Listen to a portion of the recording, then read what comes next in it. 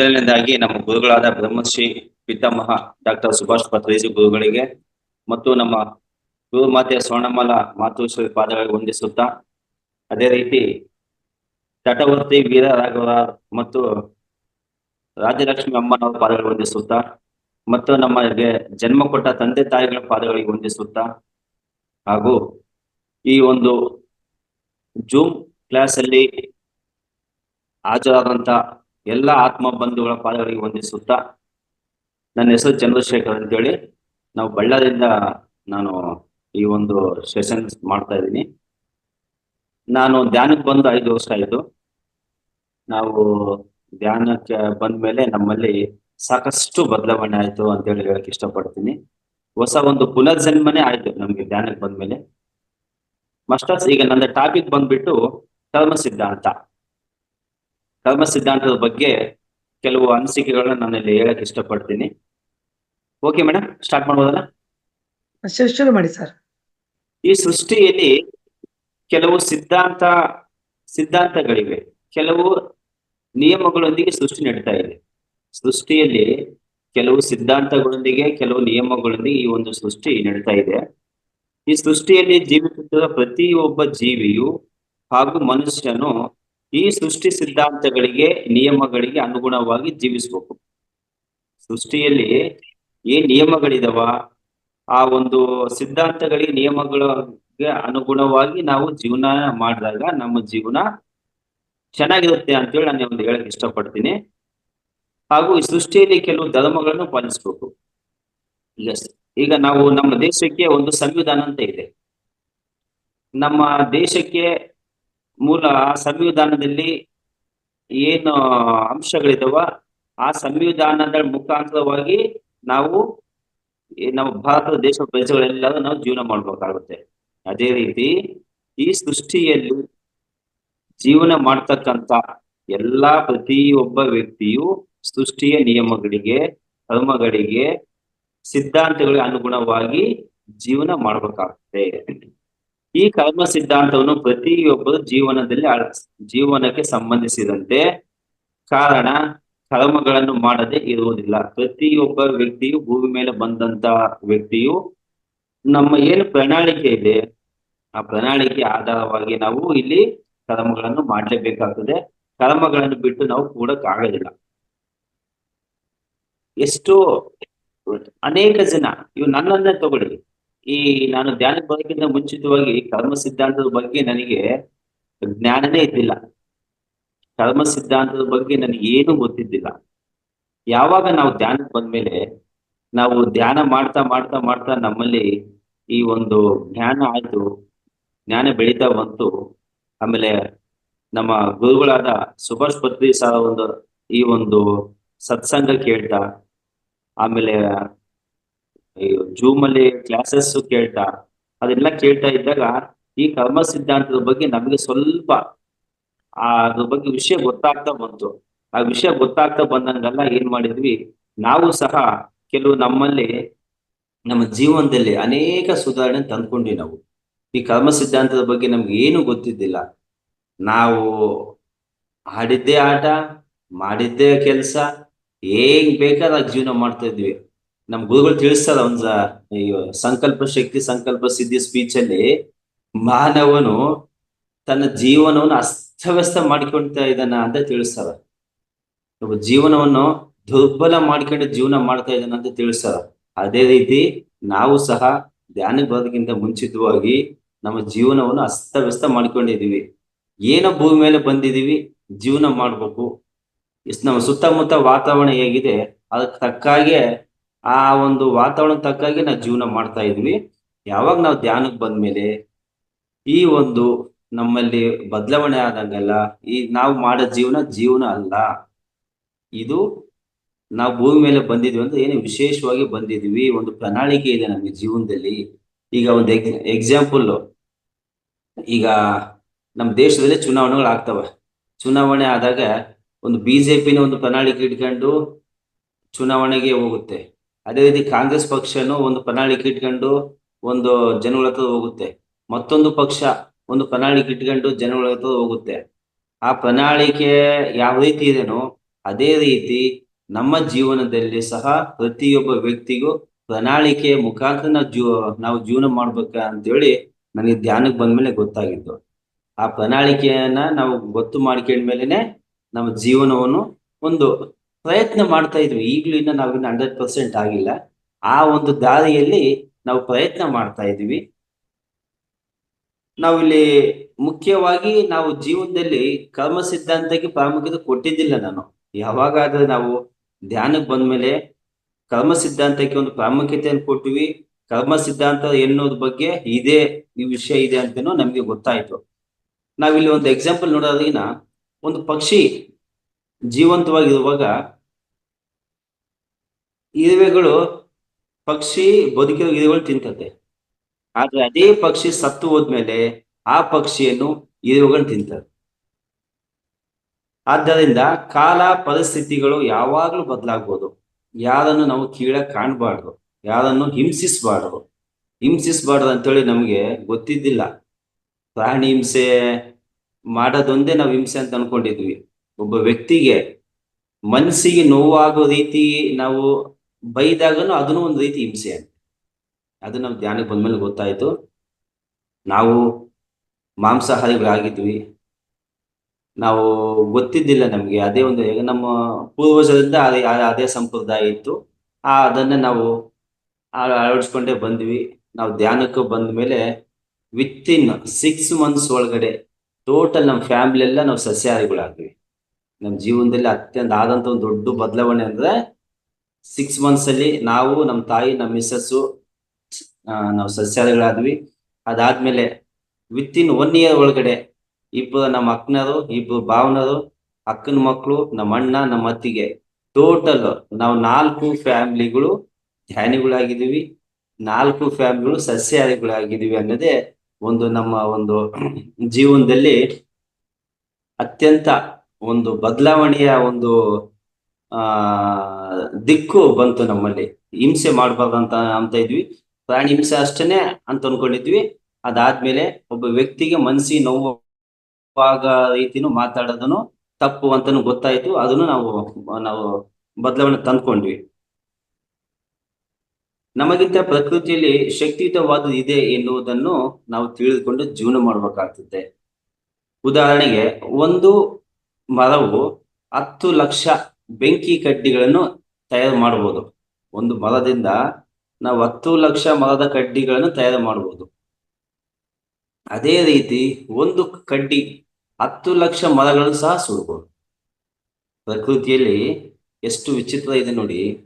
ಒಂದು ಮರದಿಂದ ನಾವು 10 ಲಕ್ಷ ಬೆಂಕಿ ಕಡ್ಡಿಯನ್ನು ತಯಾರು ಮಾಡಬಹುದು. ಅದೇ ಒಂದು ಕಡ್ಡಿಯಿಂದ 10 ಲಕ್ಷ ಮರಗಳನ್ನು ಸಹ ಅದು ಸುಟ್ಟು ಭಸ್ಮ ಮಾಡ್ತಕ್ಕಂಥ ಶಕ್ತಿ ಇದೆ. ಇಲ್ಲಿ ನಾವು ಈ ಕರ್ಮ ಸಿದ್ಧಾಂತದ ಮುಖಾಂತರ ನಾವು ತಿಳ್ಕೊಳ್ಬೇಕಂದ್ರೆ, ಯಾವ ವ್ಯಕ್ತಿ ಪವಿತ್ರವಾದ ಆಲೋಚನೆಗಳೊಂದಿಗೆ ಮಾತಾಡ್ತಾನೋ, ಪವಿತ್ರವಾದ ಆಲೋಚನೆಯಿಂದ ಕೆಲಸ ಮಾಡ್ತಾನೋ, ಅವನಿಗೆ ಆನಂದವು ಅವನ ನೆರಳಿನಂತೆ ಅವನ ಹಿಂಬಾಲಿಸುತ್ತೆ. ಅದೇ ರೀತಿ ನಾವು ನೋಡೋದಾದ್ರಿನ ನಮ್ಮ ಗುರುಗಳಾದ ಸುಭಾಷ್ ಪತ್ರಿಜಿಯವರು ಕಳೆದ 35 ವರ್ಷಗಳಿಂದ ಒಂದು ಪವಿತ್ರವಾದ ಒಂದು ಭಾವನೆ ಇಟ್ಟುಕೊಂಡು ಅವರು ಲೋಕಕ್ಕೆಲ್ಲ ಇದು ಧ್ಯಾನ ಪ್ರಚಾರ ಮಾಡಿದ್ರಿಂದನೇ ನಾವಿವತ್ತು ಲಕ್ಷಾನುಗಟ್ಲೆ ಜನಗಳು ಸುಖ ಸಂತೋಷ ನೆಮ್ಮದಿಯಿಂದ ಜೀವನ ಮಾಡ್ತಾ ಇದ್ದಾರೆ. ಅವ್ರೇನ್ ನಮಗೆ ಕೊಟ್ಟಂತ ಒಂದು ಆನಂದ ಕೊಟ್ಟರು, ಅವ್ರು ಆನಂದ ಅನುಭವಿಸ್ತಾ ಇದ್ದಾರೆ. ನಮಗೆ ಪ್ರೀತಿ ಕೊಟ್ಟರು, ಅವ್ರು ಪ್ರೀತಿ ಪಡ್ತಾ ಇದ್ದಾರೆ. ಅವ್ರು ನಮ್ಗೆಲ್ಲ ಗೌರವ ಕೊಟ್ಟರು, ಅವರೆಲ್ಲ ಗೌರವ ಪಡ್ತಾ ಇದ್ದಾರೆ. ನಮ್ಗೆಲ್ಲ ಜ್ಞಾನ ಹಂಚಿದ್ರು, ಅವರು ಸಹ ಇನ್ನೂ ಜ್ಞಾನ ಹೆಚ್ಚಿಗೆ ಬೆಳೀತಾ ಹೋಗುತ್ತೆ. ಹಾಗಾಗಿ ಮಾಸ್ಟರ್ಸ್, ಇಂದು ಈ ಕರ್ಮ ಸಿದ್ಧಾಂತದ ಬಗ್ಗೆ ಕೆಲವು ಮಹಾನ್ ಭಾವರು ತಿಳಿಸಿದಂತ ಕೆಲವು ಅಂಶಗಳನ್ನು ನಾನು ಇಲ್ಲಿ ನಿಮ್ಗೆ ಮುಂದೆ ವ್ಯಕ್ತಪಡಿಸಕ್ಕೆ ಇಷ್ಟಪಡ್ತೀನಿ. ಮೊದಲನೇದಾಗಿ ನಮ್ಮ ಗುರುಗಳಾದ ಬ್ರಹ್ಮಶ್ರೀ ಸುಭಾಷ್ ಪತ್ರಿಜಿ ಅವರು ತಿಳಿಸಿದಂತೆ, ಇಲ್ಲಿ ಭೂಮಿ ಮೇಲೆ ನಾವು ಯಾವ ರೀತಿಯ ಕರ್ಮ ಮಾಡ್ತೀವಿ ಅದೇ ರೀತಿಯ ಪ್ರತಿಫಲವನ್ನು ಹೊಂದುತ್ತೀವಿ ಅಂತ ತಿಳಿಸಿದ್ದಾರೆ. ನಾವು ಭೂಮಿ ಮೇಲೆ ಯಾವ ರೀತಿಯ ಪ್ರತಿಫಲವನ್ನು ಹೊಂದ್ತೀವಿ ಅದೇ ಪ್ರತಿಫಲವನ್ನು ನಾವು ಹೊಂದ್ತೀವಿ ಅಂತ ಹೇಳಿದ್ದಾರೆ. ಬೀಜಕ್ಕೆ ಸರಿಯಾದ ಗಿಡ ಇರುತ್ತದೆ. ಕರ್ಮಕ್ಕೆ ಅನುಗುಣವಾದ ಫಲಿತ ಖಂಡಿತ ಇರುತ್ತದೆ. ನಾವು ಏನ್ ಬೀಜ ಹಾಕ್ತಿವಿ ಆ ಬೀಜಕ್ಕೆ ತಕ್ಕಂಗೆ ನಮ್ಗೆ ಗಿಡ ಬೆಳೆಯುತ್ತೆ, ಅದ್ ತಕ್ಕಂಗೆ ನಮ್ಗೆ ಫಲಿತ ಸಿಗುತ್ತೆ ಅಂತೇಳಿ ಈ ಮುಖಾಂತರ ತಿಳಿಸಿದ್ದಾರೆ. ಈಗ ನೋಡಿ, ನಾವ್ ಎಷ್ಟೋ ಜನ ಪಾಪ ಮಾಡ್ತಾ ಇದೀವಿ, ಪಾಪಗಳು ಮಾಡ್ತಾ ಇದೀವಿ, ನಾವೇನ್ ಮಾಡ್ತಾ ಇದೀವಿ, ರೋಗಗಳು ತಂದ್ಕೊಳ್ತಾ ಇದೀವಿ. ದೊಡ್ಡ ದೊಡ್ಡ ಪಾಪ ಮಾಡಿದ್ರೆ ಏನಾಗುತ್ತೆ, ನಮ್ಗೆ ದೊಡ್ಡ ದೊಡ್ಡ ರೋಗಗಳು ಬರ್ತವೆ. ಚಿಕ್ಕ ಚಿಕ್ಕ ಪಾಪಗಳು ಮಾಡಿದಾಗ ನಮ್ಗೆ ಚಿಕ್ಕ ಚಿಕ್ಕ ರೋಗಗಳು ಬರ್ತವೆ. ಅದೇ ರೀತಿ ವಿಧ ವಿಧವಾದ ಪಾಪಗಳು ಮಾಡಿದ್ರೆ ವಿಧ ವಿಧ ರೋಗಗಳು ಬರ್ತವೆ. ನಾವು ನೋಡ್ಬೋದು ಎಷ್ಟೋ ಜನ ಅನೇಕ, ಒಬ್ಬ ವ್ಯಕ್ತಿಗೆ ಅನೇಕ ಕಾಯಿಲೆಯಿಂದ ನರಳ್ತಾ ಇದ್ದಾನೆ ಅವನು.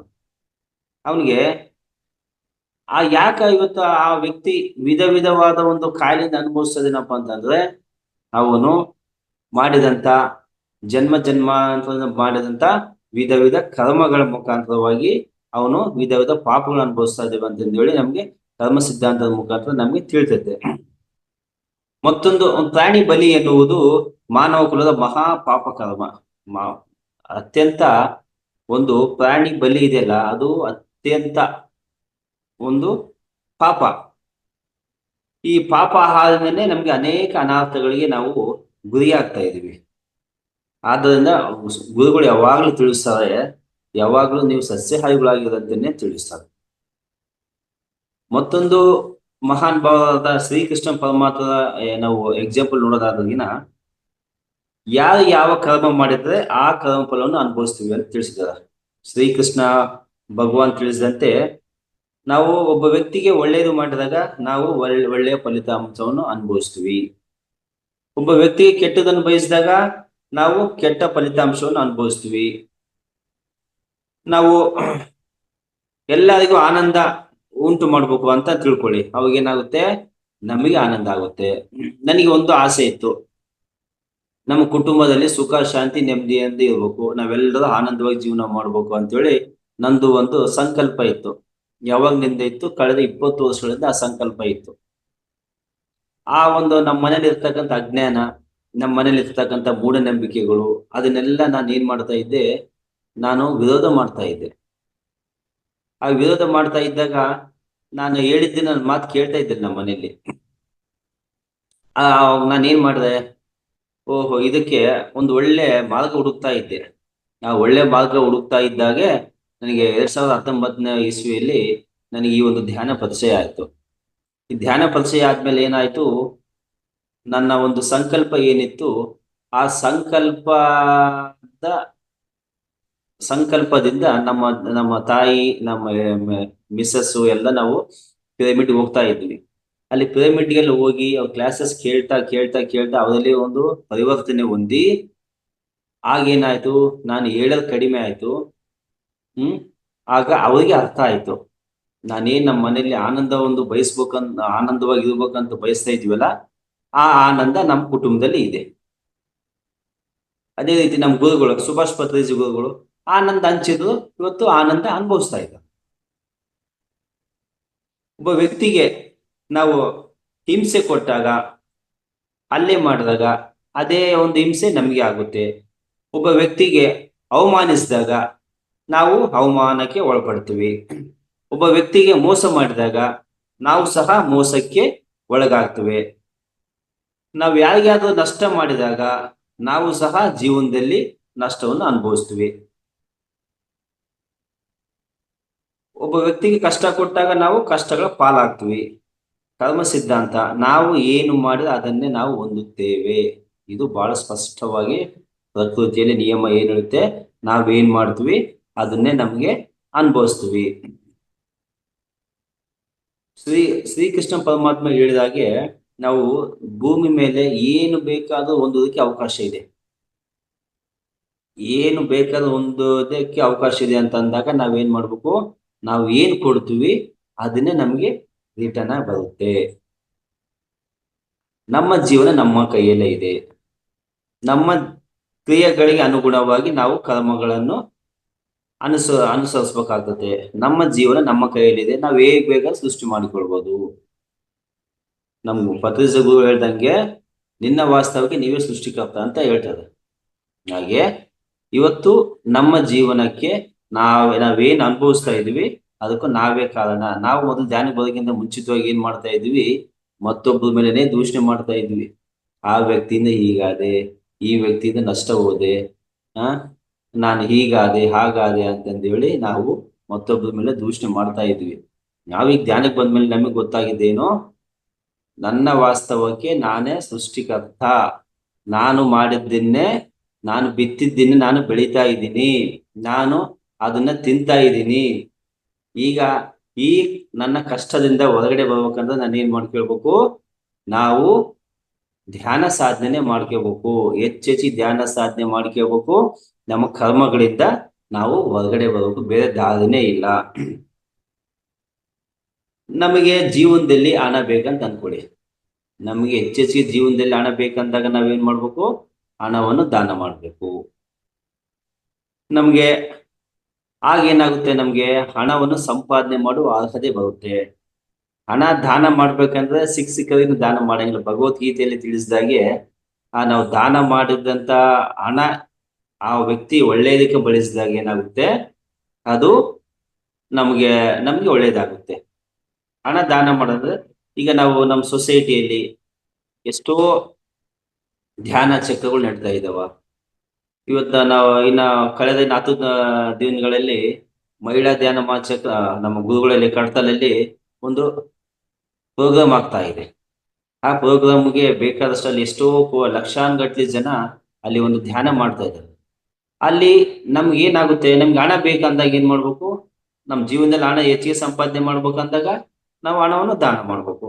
ಇಲ್ಲ ನಮಗೆ ಜ್ಞಾನ ಬೇಕು ಅಂತಂದಾಗ ಏನ್ ಮಾಡ್ಬೇಕು, ಅಲ್ಲಿ ನಾವು ಜ್ಞಾನವನ್ನು ಹಂಚ್ಬೇಕು.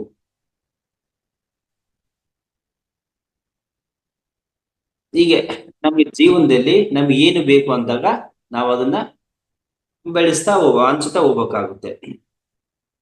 ನಮ್ಗೆ ಜೀವನದಲ್ಲಿ ಹಿಂಸೆನೆ ಬೇಡ. ನಮ್ಗೆ ಜೀವನದಲ್ಲಿ ನಾವು ಹಿಂಸೆನೆ ಬೇಡ ಅಂದಾಗ ಏನ್ ಮಾಡ್ಬೇಕು, ನಾವ್ ಯಾರೇ ಜೀವನದಲ್ಲಿ ಹಿಂಸಿಸಬಾರ್ದು, ಪ್ರಾಣಿ ಹಿಂಸೆ ಮಾಡಬಾರ್ದು. ನಾವು ಆನಂದವಾಗಿ ಜೀವನ ಮಾಡ್ಬೇಕಂತಂದ್ರೆ ನಾವೆಲ್ಲರೂ ಆನಂದವಾಗಿ ಇರೋದಕ್ಕೆ ಪ್ರಯತ್ನಿಸ್ಬೇಕು. ನಾವ್ ಯಾರಿಗೆ ಕಷ್ಟಗಳಿಗೆ ಗುರಿ ಮಾಡಬಾರ್ದು, ಯಾರಿಗೆ ನೋವು ಕೊಡಬಾರ್ದು. ಕೇವಲ ನಮ್ಮ ಮನೆಯಲ್ಲಿದ್ದವ್ರಿಗೆ ಅಷ್ಟೇ ನಾವು ಕಷ್ಟ ಕೊಡೋದಾಗ್ಲಿ, ನೆಮ್ಮದಿಗೆ ಇದು ದುಃಖ ಕೊಡೋದಲ್ಲ. ನಮ್ಮ ಮನೆಯವರು ಎಷ್ಟು ಆನಂದವಾಗಿರ್ಬೇಕಂತ ಬಯಸ್ತೀವೋ, ಇಡೀ ಪ್ರಪಂಚವೆಲ್ಲ ಆನಂದಮಯವಾಗಿರ್ಬೇಕಂತ ಹೇಳಿ ನಾವು ಬಯಸ್ಬೇಕು. ನಮ್ಮ ಗುರುಗಳು ಮಾಡಿದ ಅದೇ ಕೆಲಸ. ನಾವು ಹೇಗೆ ಜೀವಿಸ್ಬೇಕನ್ಕಂತು ಹೊರಗಡೆ ವ್ಯಕ್ತಿಗಳು ಸಹ ಅದೇ ರೀತಿ ಜೀವನ ಮಾಡ್ಬೇಕಂತಂದೇಳಿ ನಾವು ಮಾಡ್ಕೊಳ್ಬೇಕು. ಈಗ ಸೇವಾ ಕಾರ್ಯಕ್ರಮಗಳಲ್ಲಿ ಭಾಗವಹಿಸ್ಬೇಕು. ನಮ್ಮ ಈಗ ಕಡತಲಲ್ಲಿ ಧ್ಯಾನ ಮಾಚಕ ನಡೀತಾ ಇದೆ, ಅಲ್ಲಿ ಏನ್ ಮಾಡ್ಕೋಬೇಕು, ನಾವು ಸೇವೆ ಮಾಡ್ಬೇಕು. ನಮ್ಮ ಕೈಲಿ ಏನಾಗುತ್ತೆ ಅದನ್ನ ಸೇವೆ ಮಾಡ್ಕೊಳ್ಬೇಕು. ಆ ಸೇವೆದಿಂದ ಏನಾಗುತ್ತೆ, ನಮ್ಮ ಸೇವೆಯನ್ನು ಒಂದು ಅಂಗ ಅಂತಾನೆ ತಿಳಿಸಿದ್ದಾರೆ. ಅದೇ ರೀತಿ ಈಗ ಜೀಸಸ್ ಕ್ರೈಸ್ತರ ಬಗ್ಗೆ ನಾವು ತಿಳ್ಕೊಳ್ಳೋಣ. ಜೀಸಸ್ ಕ್ರೈಸ್ತ್ ಏನ್ ಹೇಳಿದಾರಪ್ಪ ಅಂದ್ರೆ, ಏನು ಬಿತ್ತಿವೆಯೋ ಅದನ್ನೇ ಬೆಳೆಯುವೆ. ಜೀಸಸ್ ಕ್ರೈಸ್ತವರು ಏನು ಬಿತ್ತಿವೆಯೋ ಆ ಬೆಳೆಯನ್ನೇ ತೆಗೆಯುವೆ ಅಂತ ತಿಳಿಸಿದ್ದಾರೆ. ಅಂದ್ರೆ ಎಂತಹ ಕರ್ಮಗಳು ಮಾಡಿದ್ರೆ ಅಂತಹ ಫಲಿತವನ್ನು ಹೊಂದುತ್ತೀಯಾ ಅಂತ ತಿಳಿಸಿದ್ದಾರೆ. ಬಹಳ ಸ್ಪಷ್ಟ, ಬಹಳ ಚೆನ್ನಾಗಿದೆ ಇದು. ಏನ್ ಬಿತ್ತುತ್ತೀವಿ ನಾವು, ಭೂಮಿಯ ಮೇಲೆ ಯಾವ ಬೀಜ ಹಾಕಿದ್ರು ಆ ಬೆಳೆನೆ ತೆಗಿತೀವಿ ನಾವು.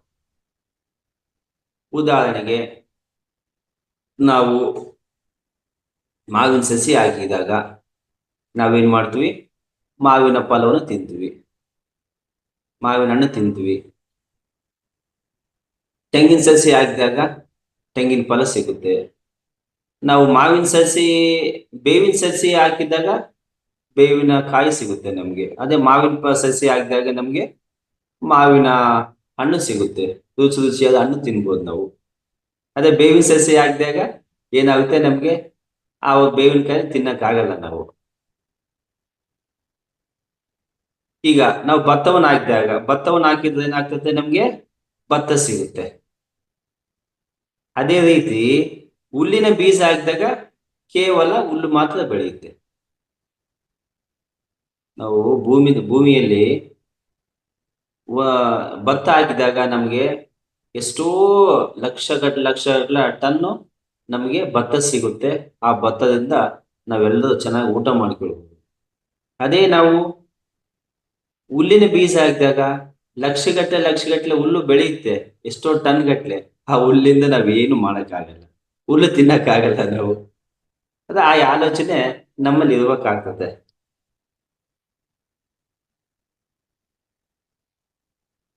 ಬೇವಿನ ಬೀಜದಿಂದ ಮಾವಿನ ಬೆಳೆ ತೆಗೆಯಲು ಸಾಧ್ಯವಿಲ್ಲ. ಹುಲ್ಲಿನ ಬೀಜ ಹಾಕಿದಾಗ ನಾವು ನೆಲ್ಲಿನ ಸಸಿ ನೆಲ್ಲು ಬೆಳೆಯಕ್ಕಾಗಲ್ಲ. ಅದೇ ರೀತಿ ಬೇವಿನ ಸಸಿ ಹಾಕಿದಾಗ ನಾವು ಮಾವು ಬೆಳೆಯಕ್ಕಾಗಲ್ಲ.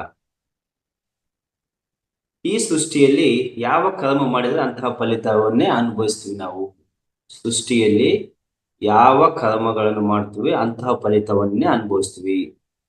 ಜೀವನದಲ್ಲಿ ಆನಂದ ಎನ್ನುವ ಬೀಜ ನಾಟಿದರೆ ಆನಂದ ಎನ್ನುವ ಬೆಳೆ ಬರುತ್ತದೆ ಅಂತೇಳಿ ಜೀಸಸ್ ಕ್ರೈಸ್ಟ್ ತಿಳಿಸಿದ್ದಾರೆ ಇಲ್ಲಿ. ಆನಂದವನ್ನು ಅನುಭವಿಸ್ಬೇಕು, ಹಿಂಸೆ ಮಾಡಿದ್ರೆ ನಾವು ಹಿಂಸೆ ಎಂಬ ಬೀಜವನ್ನು ಬಿತ್ತಿದ್ರೆ ನಾವು ಹಿಂಸೆ ಎಂಬ ಬೆಳೆಯನ್ನೇ ಪಡಿತೀವಿ. ರೋಗಗಳಿಂದ ನಾವೇನ್ ಮಾಡ್ತೀವಾಗ ಹಿಂಸೆಯನ್ನ ಬೀಜ ಬಿತ್ತಿದಾಗ ರೋಗಗಳಿಂದ ನಾವು ಹಿಂಸೆಯನ್ನು ಅನುಭವಿಸ್ತೀವಿ. ಪ್ರಾಣಿ ಪಕ್ಷಿಗಳು ಹಿಂಸಿದಾಗ ಏನಾಗ್ತದೆ, ಅವುಗಳ ನೋವು ಅನುಭವಿಸ್ತವೆ. ಯಾವ ರೀತಿ ಪ್ರಾಣಿ ಪಕ್ಷಿಗಳು ನೋವು ಅನುಭವಿಸ್ತವೋ ನಾವು ಅದೇ ರೀತಿಯ ನೋವನ್ನು ಅನುಭವಿಸ್ತೀವಿ ಎನ್ನುವುದು ಜೀಸಸ್ ಕ್ರೈಸ್ತರ ಸಂದೇಶ. ಆದ್ದರಿಂದ ನಾವು ಎಂತಹ ಬೆಳೆ ಬೆಳಿಬೇಕು ಅಂತಂದ್ರೆ ನಾವು ಅಂತಹ ಬೀಜವನ್ನೇ ಬಿತ್ತಬೇಕಾಗ್ತದೆ. ಎಂತಹ ಫಲಿತವನ್ನು ಬಯಸ್ಬೇಕು ಅಂತಂದ್ರೆ ನಾವು ಅಂತಹ ಕರ್ಮಗಳನ್ನೇ ಮಾಡ್ಬೇಕಾಗ್ತದೆ. ಒಳ್ಳೆಯ ಒಂದು ಫಲಿತ ಬೇಕಂದಾಗ ನಾವು ಏನ್ ಮಾಡ್ಬೇಕಾಗುತ್ತೆ, ಒಳ್ಳೆಯ ಕರ್ಮಗಳನ್ನು ಮಾಡ್ಬೇಕಾಗ್ತದೆ. ಅಷ್ಟೇ ಹೊರತು ನಾವು ಕರ್ಮ ಮಾಡಿ ಒಂದು ವಿಧದ ಕರ್ಮ ಮಾಡಿ ಮತ್ತೊಂದು ವಿಧದ ಫಲವನ್ನು ನಾವು ಹೊಂದುವುದಕ್ಕೆ ಆಗುವುದಿಲ್ಲ. ನಾವೇನ್ ಮಾಡ್ತೀವಿ, ಕೆಟ್ಟ ಕರ್ಮಗಳನ್ನು ಮಾಡ್ತೀವಿ, ದೇವರ ಕಡೆ ಪ್ರಾರ್ಥನೆ ಮಾಡ್ತೀವಿ, ಆದ್ರೆ ಪ್ರಯೋಜನ ಆಗ್ತದೆ. ನಾವು ಕೆಟ್ಟ ಕರ್ಮಗಳು ಮಾಡಿದಾಗ ದೇವರ ಹತ್ರ ಪ್ರಾರ್ಥನೆ ಮಾಡಿದ್ರೆ ಆ ಭಗವಂತ ಏನು ಮಾಡಲ್ಲ. ಯಾಕಂದ್ರೆ ನಮ್ಮ ಸೃಷ್ಟಿ, ನಮ್ಮ ವಾಸ್ತವಕ್ಕೆ ನಾವೇ ಸೃಷ್ಟಿಕರ್ತ. ಅದಕ್ಕೆ ಪರಿಹಾರ ಇರುವುದು ಕೇವಲ ಧ್ಯಾನದಿಂದ. ನಾವು ಮಾಡಿದ ಕರ್ಮಗಳನ್ನು ಕಳ್ಕೊಳ್ಬೇಕಪ್ಪ ಅಂತಂದ್ರೆ ನಾವು ಧ್ಯಾನದಿಂದನೇ ಆ ಒಂದು ಸಾಧ್ಯ. ನಾವು ಕರ್ಮಗಳನ್ನು ಮಾಡುವಾಗಲೇ ಆಲೋಚಿಸಿ ಮಾಡಬೇಕು. ಕರ್ಮಗಳನ್ನು ಮಾಡಬೇಕಾದಾಗ ಏನ್ ಹೇಳಿದ್ರು ಜೀಸಸ್ ಕ್ರೈಸ್ತು, ಕರ್ಮಗಳನ್ನು ಮಾಡುವಾಗನೇ ಆಲೋಚಿಸಿ ಮಾಡಬೇಕು ಅಂತ ತಿಳಿಸ್ತಾರೆ. ಈಗ ಉದಾಹರಣೆಗೆ ನಾವು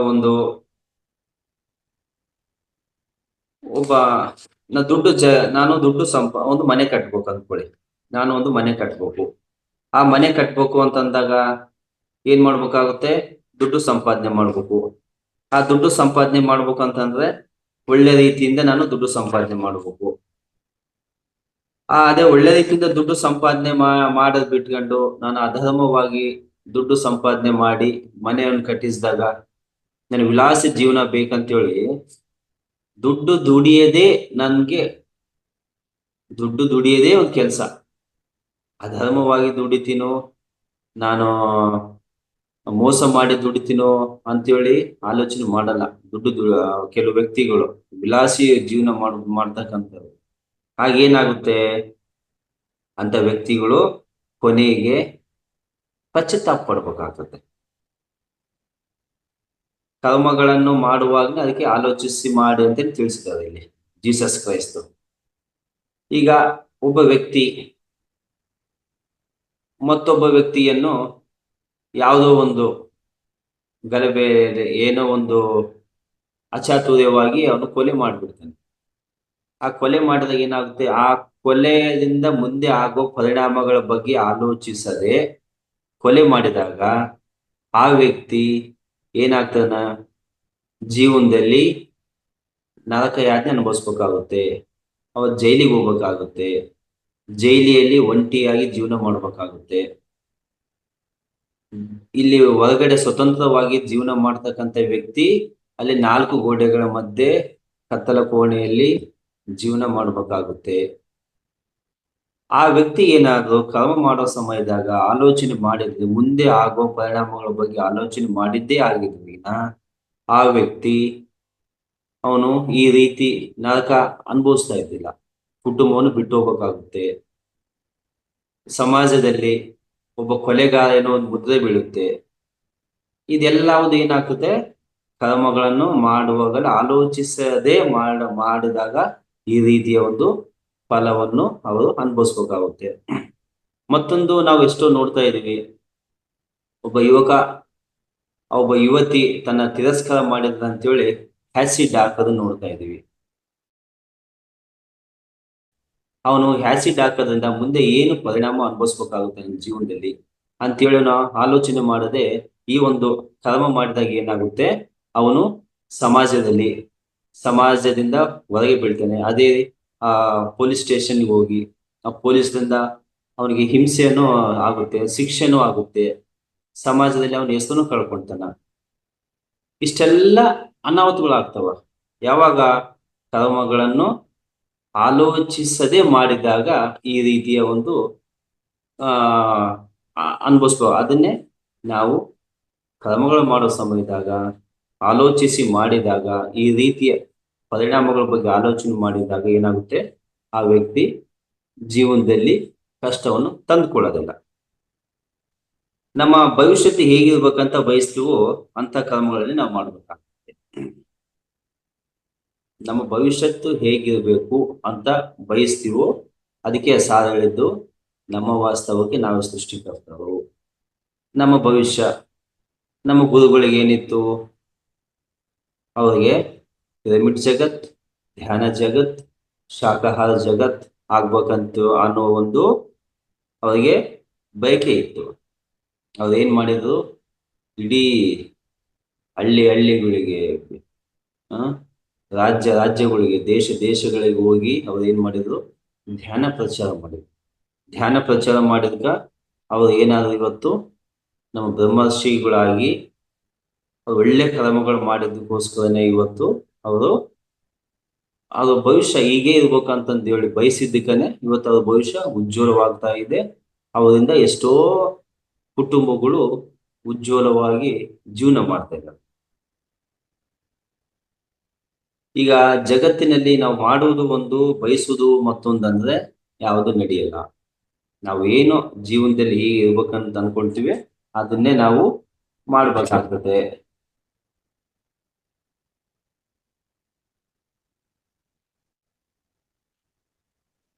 ಈಗ ನಾವೇನ್ ಮಾಡ್ತಾ ಇದೀವಿ, ಹಿಂಸೆ ಮಾಡ್ತಾ ಇದೀವಿ, ಆನಂದ ಬಯಸ್ತಾ ಇದೀವಿ. ಹೆಂಗಾಗುತ್ತೆ, ನಾವು ಮಾಡೋದು ಹಿಂಸೆ, ಬಯಸುವುದು ಆನಂದ. ಹೆಂಗಾಗ್ತದೆ, ಹಿಂಸೆ ಮಾಡಿದಾಗ ನಾವು ಹಿಂಸೆನೇ ಅನುಭವಿಸ್ತೀವಿ. ನಾವು ಆನಂದ ಬೇಕು ಅಂತ ಬಯಸಿದಾಗ ನಮ್ಗೆ ಆನಂದ ಎಲ್ಲಿ ಸಿಗುತ್ತೆ? ಬೇವಿನ ಸಸಿ ಇಟ್ಟು ಮಾವಿನಕಾಯಿ ಕೇಳ್ದಂಗೆ ಆಗುತ್ತೆ. ನಾವು ಅವಾಗ ಏನಾಗುತ್ತೆ, ಹಿಂಸೆ ಮಾಡಿ ಆನಂದನ ಬಯಸುವುದಾದ್ರೆ ಆನಂದ ಬರಲ್ಲ. ನಾವು ನಾಟಿದ್ದು ಹುಲ್ಲಿನ ಬೀಜ, ಭತ್ತ ಬೇಕಂದ್ರೆ ಹೆಂಗಾಗುತ್ತೆ? ಆಗಲ್ಲ. ನಾವು ಬೀಜವನ್ನು ನಾಟುವಾಗ್ಲೇ ಆಲೋಚಿಸಿನೇ ನಾವು ನಾಟಿ ಮಾಡ್ಬೇಕಾಗುತ್ತೆ. ಕರ್ಮಗಳನ್ನು ಮಾಡುವಾಗ್ಲೇನು ನಾವು ಕರ್ಮಗಳನ್ನು ಆಲೋಚಿಸಿನೇ ಮಾಡ್ಬೇಕಾಗುತ್ತೆ. ಇಲ್ಲಿ ಒಂದು ಕಥೆ ನೆನಪಾಗ್ತಾ ಇದೆ. ಟೈಮ್ ಇದೆ ಮೇಡಮ್? ಟೈಮ್ ಇದೆ ಮೇಡಮ್? ಒಂದು ಕತೆ ಹೇಳ್ತೀನಿ ಇಲ್ಲಿ. ರಾಮಣ್ಣ ಶಾಮಣ್ಣ ಅಂತ ಇಬ್ರು ಗೆಳೆಯರಿರ್ತವೆ. ರಾಮಣ್ಣನಿಗೆ ಅವನಲ್ಲಿ ರೈತ ಕುಟುಂಬ, ಆತನಲ್ಲಿ 2 ಎತ್ತುಗಳು ಇರ್ತವೆ. 2 ಎತ್ತುಗಳಿದ್ದಾಗ ಏನಾಯ್ತು, ಅಕಸ್ಮಾತ್ ಆಗಿ ರಾಮಣ್ಣನ ಎತ್ತು ಯಾವುದೋ ಕಾಯಿಲೆ ಬಂದು ತೀರ್ಕೊಳ್ಳುತ್ತೆ. ಆಗ ರಾಮಣ್ಣ ಒಂದು ಜಾತ್ರೆಗೆ ಹೋಗಿ ಎತ್ತು ಖರೀದಿ ಮಾಡ್ಬೇಕಂತೇಳಿ ಹೋಗ್ತಾ ದಾರಿ ಮಧ್ಯೆಯಲ್ಲಿ ಪಕ್ಕದ ಗ್ರಾಮದಲ್ಲಿ ಭೀಮಣ್ಣ ಅನ್ನುವ ಗೆಳೆಯ ಇರ್ತಾನ. ಆ ಭೀಮಣ್ಣನ ಗೆಳೆಯನ ಮಾತಾಡ್ಸ್ಕೊಂಡು ಹೋಗ್ಬೇಕಂತೇಳಿ ಹೋದಾಗ ಆ ಭೀಮಣ್ಣನ ಮನೆಗೆ ರಾಮಣ್ಣ ಹೋಗ್ತಾನೆ. ರಾಮಣ್ಣ ಹೋದಾಗ ಅವನ ಗೆಳೆಯನ ಭೀಮಣ್ಣ ಆತ್ಮೀಯವಾಗಿ ಬರಮಾಡಿಕೊಂಡು ಎಲ್ಲ ಉಪಚಾರ ಎಲ್ಲ ಮಾಡ್ತಾ ಯೋಗಕ್ಷೇಮ ಮಾತಾಡ್ತಾ ಕೂತ್ಕೊಂಡಾಗ ರಾಮಣ್ಣ ತಿಳಿಸ್ತಾನೆ, ನಾನೊಂದು ಜಾತ್ರೆಗೆ ಹೋಗ್ತಾ ಇದ್ದೀನಿ, ನನಗೆ ಒಂದು ಎತ್ತು ಬೇಕಾಗಿದೆ. ನಂದು ಒಂದು ಎತ್ತು ಯಾವುದೋ ಒಂದು ಕಾಯಿಲೆ ಬಂದು ತೀರ್ಕೊಂಡು ಹೋಯ್ತು. ನನ್ನಲ್ಲಿ ಒಂದು ಎತ್ತು ಇದೆ, ನನಗೆ ನಾನು ಎತ್ತುಗಾಗಿ ಖರೀದಿ ಮಾಡಕ್ಕೆ ಹೋಗ್ತಾ ಇದ್ದೀನಿ ಅಂತ ತಿಳಿಸ್ತಾನೆ. ಆಗ ಆ ಭೀಮಣ್ಣ ಹೇಳ್ತಾನೆ, ಇಲ್ಲ ನನ್ನಲ್ಲಿ ಒಂದು ಎತ್ತಿದೆ, ನೀನು ಇದನ್ನೇ ತಗೊಂಡು ಹೋಗ್ಬಿಡು ಅಂತ ತಿಳಿಸ್ತಾನೆ. ಆಗೇನ್ ಮಾಡ್ತಾನೆ ರಾಮಣ್ಣ, ಆಯ್ತು ಅಂತೇಳಿ ಅದೊಂದು ವ್ಯವಹಾರ ಕುದುರಿಸ್ಕೊಂಡು ಎತ್ತನ್ನ ಖರೀದಿ ಮಾಡ್ತಾನೆ. ಖರೀದಿ ಮಾಡಿದಾಗ ಏನಾಯ್ತು, ಆಯ್ತು ನಾನು ನಾಳೆ ಬಂದು ಎತ್ತನ್ನ ಕರ್ಕೊಂಡು ಹೋಗ್ತೀನಿ ಅಂತ ಹೇಳಿ ಭೀಮಣ್ಣ ಹೋಗ್ತಾನೆ. ನೆಕ್ಸ್ಟ್ ಡೇ ಬರೋದ್ರ ಒಳಗಡೆ ಏನಾಗುತ್ತೆ, ಆ ರಾಮಣ್ಣನ ಎತ್ತು ಸತ್ತೋಗುತ್ತೆ. ಆಗ ಭೀಮಣ್ಣ ಬಂದು ಎತ್ತನ್ನ ಹೊಡ್ಕೊಂಡು ಎತ್ಕೊಂಡು ಹೋಗ್ಬೇಕಂತಂದಾಗ ಈ ಎತ್ತು ತೀರ್ಕೊಂಡಿದ್ದು ನೋಡಿ ಆಗ ಭೀಮಣ್ಣ ಹೇಳ್ತಾನ, ಆಯ್ತು ನಾನು ದುಡ್ಡು ಕೊಡ್ಬೇಕಲ್ಲ ನಿನಗೆ, ದುಡ್ಡು ತಗೋ ಅಂತೇಳಿ ಭೀಮಣ್ಣ ರಾಮಣ್ಣಗೆ ದುಡ್ಡು ಕೊಡಕ್ ಹೋಗ್ತಾನ. ಆಗ ರಾಮಣ್ಣ ಏನ್ ಹೇಳ್ತಾನ, ಬೇಡ, ಎತ್ತು ನನ್ ಮನೆಯಲ್ಲೇ ಇದೆ, ನನ್ ಮನೇಲಿ ತೀರ್ಕೊಂಡು ಹೋಗಿದೆ, ನಾನ್ ನಿನಗೆ ಹೆಂಗ ಕೊಡ್ಲಿ ಇದೆ ಎತ್ತನ್ನ, ಬೇಡ ಅಂತಂದೇಳಿ ಹೇಳ್ತಾನ ರಾಮಣ್ಣ. ಇಲ್ಲ, ನಾನು ಖರೀದಿ ಮಾಡಿದ್ಮೇಲೆ ಎತ್ತು ತೀರ್ಕೊಂಡಿದೆ, ಇದು ನನಗೆ ಸಂಬಂಧಪಟ್ಟಿದ್ದು, ನಾನು ತಗೊಂಡು ಹೋಗಿದ್ರೆ ನನ್ ಮನೇಲಿ ತೀರ್ಕೊಂಡು ಹೋಗ್ತಾ ಇತ್ತಲ್ಲ, ಇದು ಇಲ್ಲ, ನೀನ್ ದುಡ್ಡು ತಗೊಳ್ಳೇಬೇಕು ಅಂತೇಳಿ ಭೀಮಣ್ಣ ಹಠ ಮಾಡ್ತಾನೆ. ಆಗ ಬೇಡ ಅಂತ ರಾಮಣ್ಣ, ತಗೋ ಅಂತ ಭೀಮಣ್ಣ. ಇದು ಈ ರೀತಿ ಮನೆಯಲ್ಲಿ ಮಾತಾಡ್ತಾ ಇದ್ದಾಗ ಅಕ್ಕಪಕ್ಕದ ಜನಗಳು ಬರ್ತಾರೆ. ಏನಪ್ಪಾ ನಿಮ್ದು ಏನು ಅಂತಂದಾಗ ಹಾಗೆಲ್ಲ ರಾಮಣ್ಣ ಹೇಳ್ತಾನೆ, ಈ ರೀತಿ ಆಯ್ತು, ನಾವೊಂದು ಎತ್ತು ಖರೀದಿ ಮಾಡಿದ್ದ, ಆ ಎತ್ತು ತಗೊಂಡ್ಕೊಂಡು ಹೋಗ್ಬೇಕಂತ ಸಮಯದಲ್ಲಿ ಇವತ್ತೇ ತೀರ್ಕೊಂಡು ಹೋಗಿದೆ ನಮ್ಮ ಮನೆಯಲ್ಲಿ, ಹಾಗಾಗಿ ಈಗ ದುಡ್ಡು ಬೇಡ ಅಂತಂದೇಳಿ ನಾನು ಹೇಳ್ತಾ ಇದ್ದೀನಿ, ದುಡ್ಡು ಕೊಡಕ್ ಬರ್ತಿದ್ದಾನ ಭೀಮಣ್ಣ ಅಂತ ಹೇಳ್ತಾನೆ. ಅವ್ರಿದ್ದು ಆಯ್ತು, ಈಗೇನಾಯ್ತು ಅವೆಲ್ಲ ಮಾತಾಡ್ಕೊಂಡ್ಬಿಟ್ಟು, ಆಯ್ತು ನಿನ್ನ ಜಮೀನಲ್ಲಿನೇ ನನಗೆ ಒಂದ್ ಸ್ವಲ್ಪ ಜಾಗ ಕೊಡು, ಆ ಜಾಗದಲ್ಲೇನ ಈ ಒಂದು ಎತ್ತನ್ನ ನಾವು ಮಣ್ಣು ಮಾಡೋಣ, ನೀನು ಪೂಜೆ ಮಾಡ್ಬೋದು, ನಾನು ಪೂಜೆ ಮಾಡ್ಬೋದು ಅಂತೇಳಿ ಒಂದು ಮಾತುಕತೆ ಆಗುತ್ತೆ. ಆಗ ರಾಮಣ್ಣನ ಹೊಲದಲ್ಲಿ ಒಂದು ಸ್ಥಳವನ್ನು ನಿಗದಿ ಆಗುತ್ತೆ. ಆ ರಾಮಣ್ಣನ ಒಂದು ಹೊಲನ ಭೀಮಣ್ಣ ಖರೀದಿ ಮಾಡ್ತಾನ ನಾ ಎತ್ತನ್ನ ಉಳೋದಕ್ಕೆ. ಆಯ್ತು ನನ್ಗೊಂದಿಷ್ಟು ಜಮೀನು ಕೊಡು, ನಾನು ಈ ಜಮೀನಲ್ಲೇ ನಾನು ಉಳ್ಕೊಂಡು ಪೂಜೆ ಮಾಡ್ತೀನಿ ಅಂತ ಹೇಳಿದಾಗ ಆಯ್ತು ಅಂತ ಹೇಳಿ ಹೇಳ್ತಾನ. ಆಯ್ತು ಹೋಗ್ಬಿಡ್ತಾನ ಯಾವುದು ಭೀಮಣ್ಣ. ಈ ರಾಮಣ್ಣ ಅದಕ್ಕೆ ಗುಂಡಿ ತೆಗಿಸ್ಬೇಕಾದಾಗ ಏನಾಗುತ್ತೆ, ಅಲ್ಲಿ ಒಂದು ನಿಧಿ ಸಿಗುತ್ತೆ. ಅಲ್ಲಿ ನಿಧಿ ಸಿಕ್ಕಾಗ ಏನಾಗುತ್ತೆ, ಆಗ ರಾಮಣ್ಣ, ಈ ನಿಧಿ ನಂದಲ್ಲ, ನಾನು ಈಗಾಗಲೇ ಈ ಸ್ಥಳವನ್ನು ಭೀಮಣ್ಣನಿಗೆ ನಾನು ಸೇಲ್ ಮಾಡಿದ್ದೀನಿ, ಈ ನಿಧಿ ನನಗೆ ಸಂಬಂಧಪಟ್ಟಿದ್ದಲ್ಲ, ಭೀಮಣ್ಣನಿಗೆ ಕೊಡ್ಬೇಕು ಅಂತ ಹೇಳ್ತಾನ. ಆಗ ಭೀಮಣ್ಣ ಏನ್ ಹೇಳ್ತಾನ, ಇಲ್ಲ ನಿನಗೆ ದುಡ್ಡೇ ಕೊಟ್ಟಿಲ್ಲ, ಇದು ನಿಂದೇ ಜಮೀನು, ನಿನಗೆ ಸಂಬಂಧಪಟ್ಟಿದ್ದು ಇದು ನಿಧಿ ಅಂತ ಹೇಳಿ ಭೀಮಣ್ಣ ಹೇಳ್ತಾನೆ. ಇಲ್ಲಪ್ಪ ನಂದಲ್ಲ, ನಿನಗೆ ನಾನು ಈಗ ಈ ಒಂದು ಜಮೀನು ಮಾರಾಟ ಮಾಡಿದ್ದೀನಿ, ಇದರಲ್ಲಿ ಏನೇ ಬಂದಿದ್ದನ್ನು ಅನುಭವಿಸ್ಬೇಕಾಗಿದ್ದು ನೀನೆ, ನನಗೆ ಈ ಒಂದು ನಾನು ಖರೀದಿ ಮಾಡಿದ್ಮೇಲೆ ನಂದಲ್ಲ ಅಂತ ಹೇಳ್ತಾನೆ. ಅದು ಅವಾಗ ಏನಾಗುತ್ತೆ, ಮತ್ತೆ ಇದು ಅದೇ ರೀತಿ ಡಿಸ್ಕಸ್ ನಡೆಯುತ್ತೆ.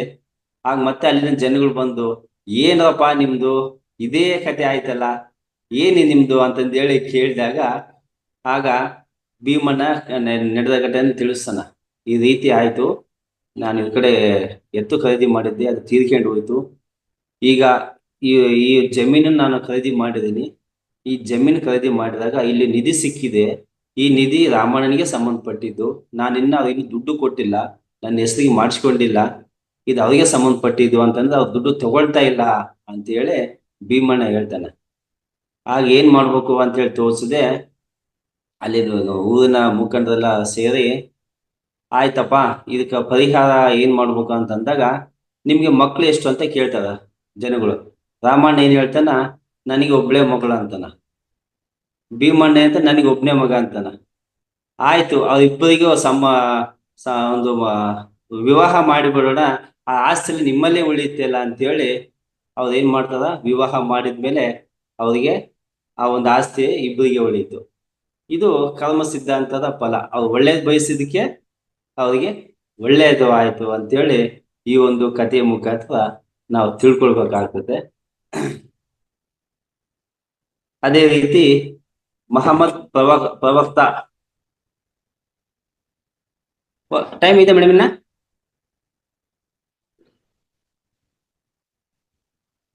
5 minutes ಮೇಡಮ್, ಇನ್ನ ಓಕೆ ಓಕೆ.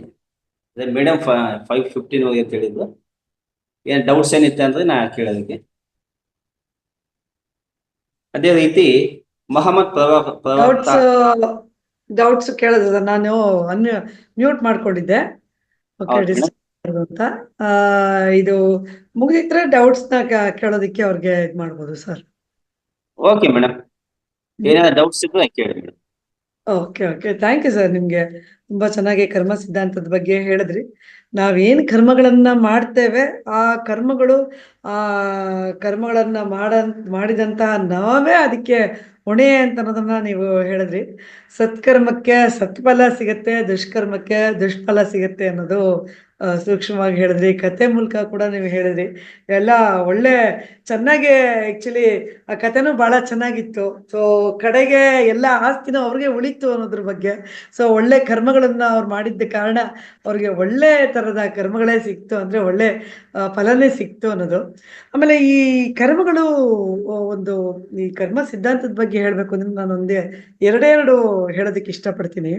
ಇಲ್ಲಿ ಏನು ಅಂದ್ರೆ ಆತ್ಮ ಬಂಧುಗಳೇ, ಈಗ ಸಾಕಷ್ಟಿದೆ ಕರ್ಮ ಸಿದ್ಧಾಂತದಲ್ಲಿ, ತುಂಬಾ ತುಂಬಾ ಇದೆ ತಿಳ್ಕೊಳ್ಳುವಂಥದ್ದು.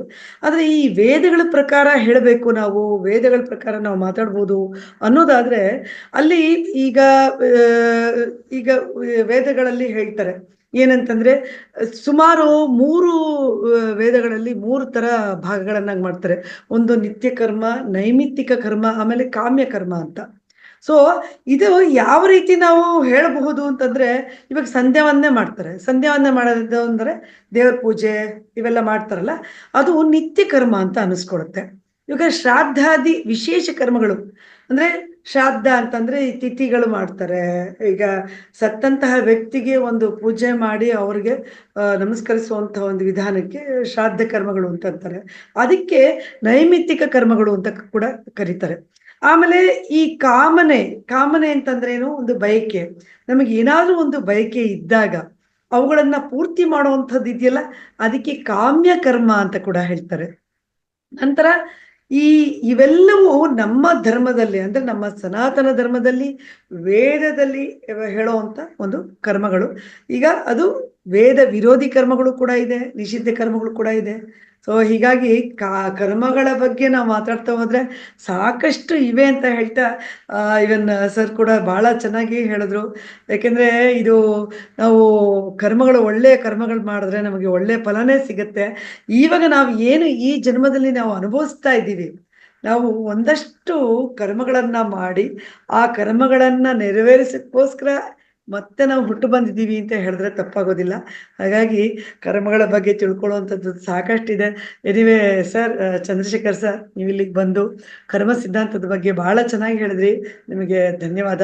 ಆತ್ಮ ಬಂಧುಗಳೇ, ನಿಮಗೆ ಯಾರಿಗಾದ್ರೂ ಯಾವುದೇ ತರ ಆದ್ರೂ ಪ್ರಶ್ನೆ ಇದ್ರೆ ಅಥವಾ ನಿಮ್ಮ ಅಭಿಪ್ರಾಯಗಳನ್ನು ವ್ಯಕ್ತಪಡಿಸಿದ್ರೆ ದಯವಿಟ್ಟು ನೀವು ಮಾತಾಡ್ಬೋದು. ಹ್ಯಾಂಡ್ ರೈಸ್ ಮಾಡಿ ಮಾತಾಡ್ಬೋದು ಅಂತ ಕೇಳ್ಕೊಳ್ತೇನೆ.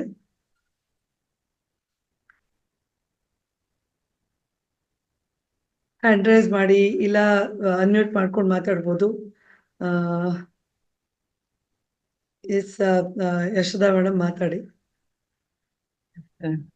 S ma'am, thank you so much sir. ತುಂಬಾ ಚೆನ್ನಾಗಿ ತಿಳಿಸ್ಕೊಟ್ರಿ ವಿಷಯಗಳು. ತುಂಬಾ ಕರ್ಮ ಸಿದ್ಧಾಂತದ ಬಗ್ಗೆ ಪ್ರತಿದಿನ ಕೇಳ್ತಾ ಇದ್ರು ಅದು ಮುಗಿಯದಂತಹ ಒಂದು ಸಂದೇಶ ನೀಡ್ತಾ ಇರುತ್ತೆ. ಹಾಗೆ ನಾವು ಜೀವನದಲ್ಲಿ ಅಳವಡಿಸ್ಕೊಳ್ಳೋದು ಬಹಳ ಬಹಳ ಪ್ರಮುಖವಾಗಿರುತ್ತೆ.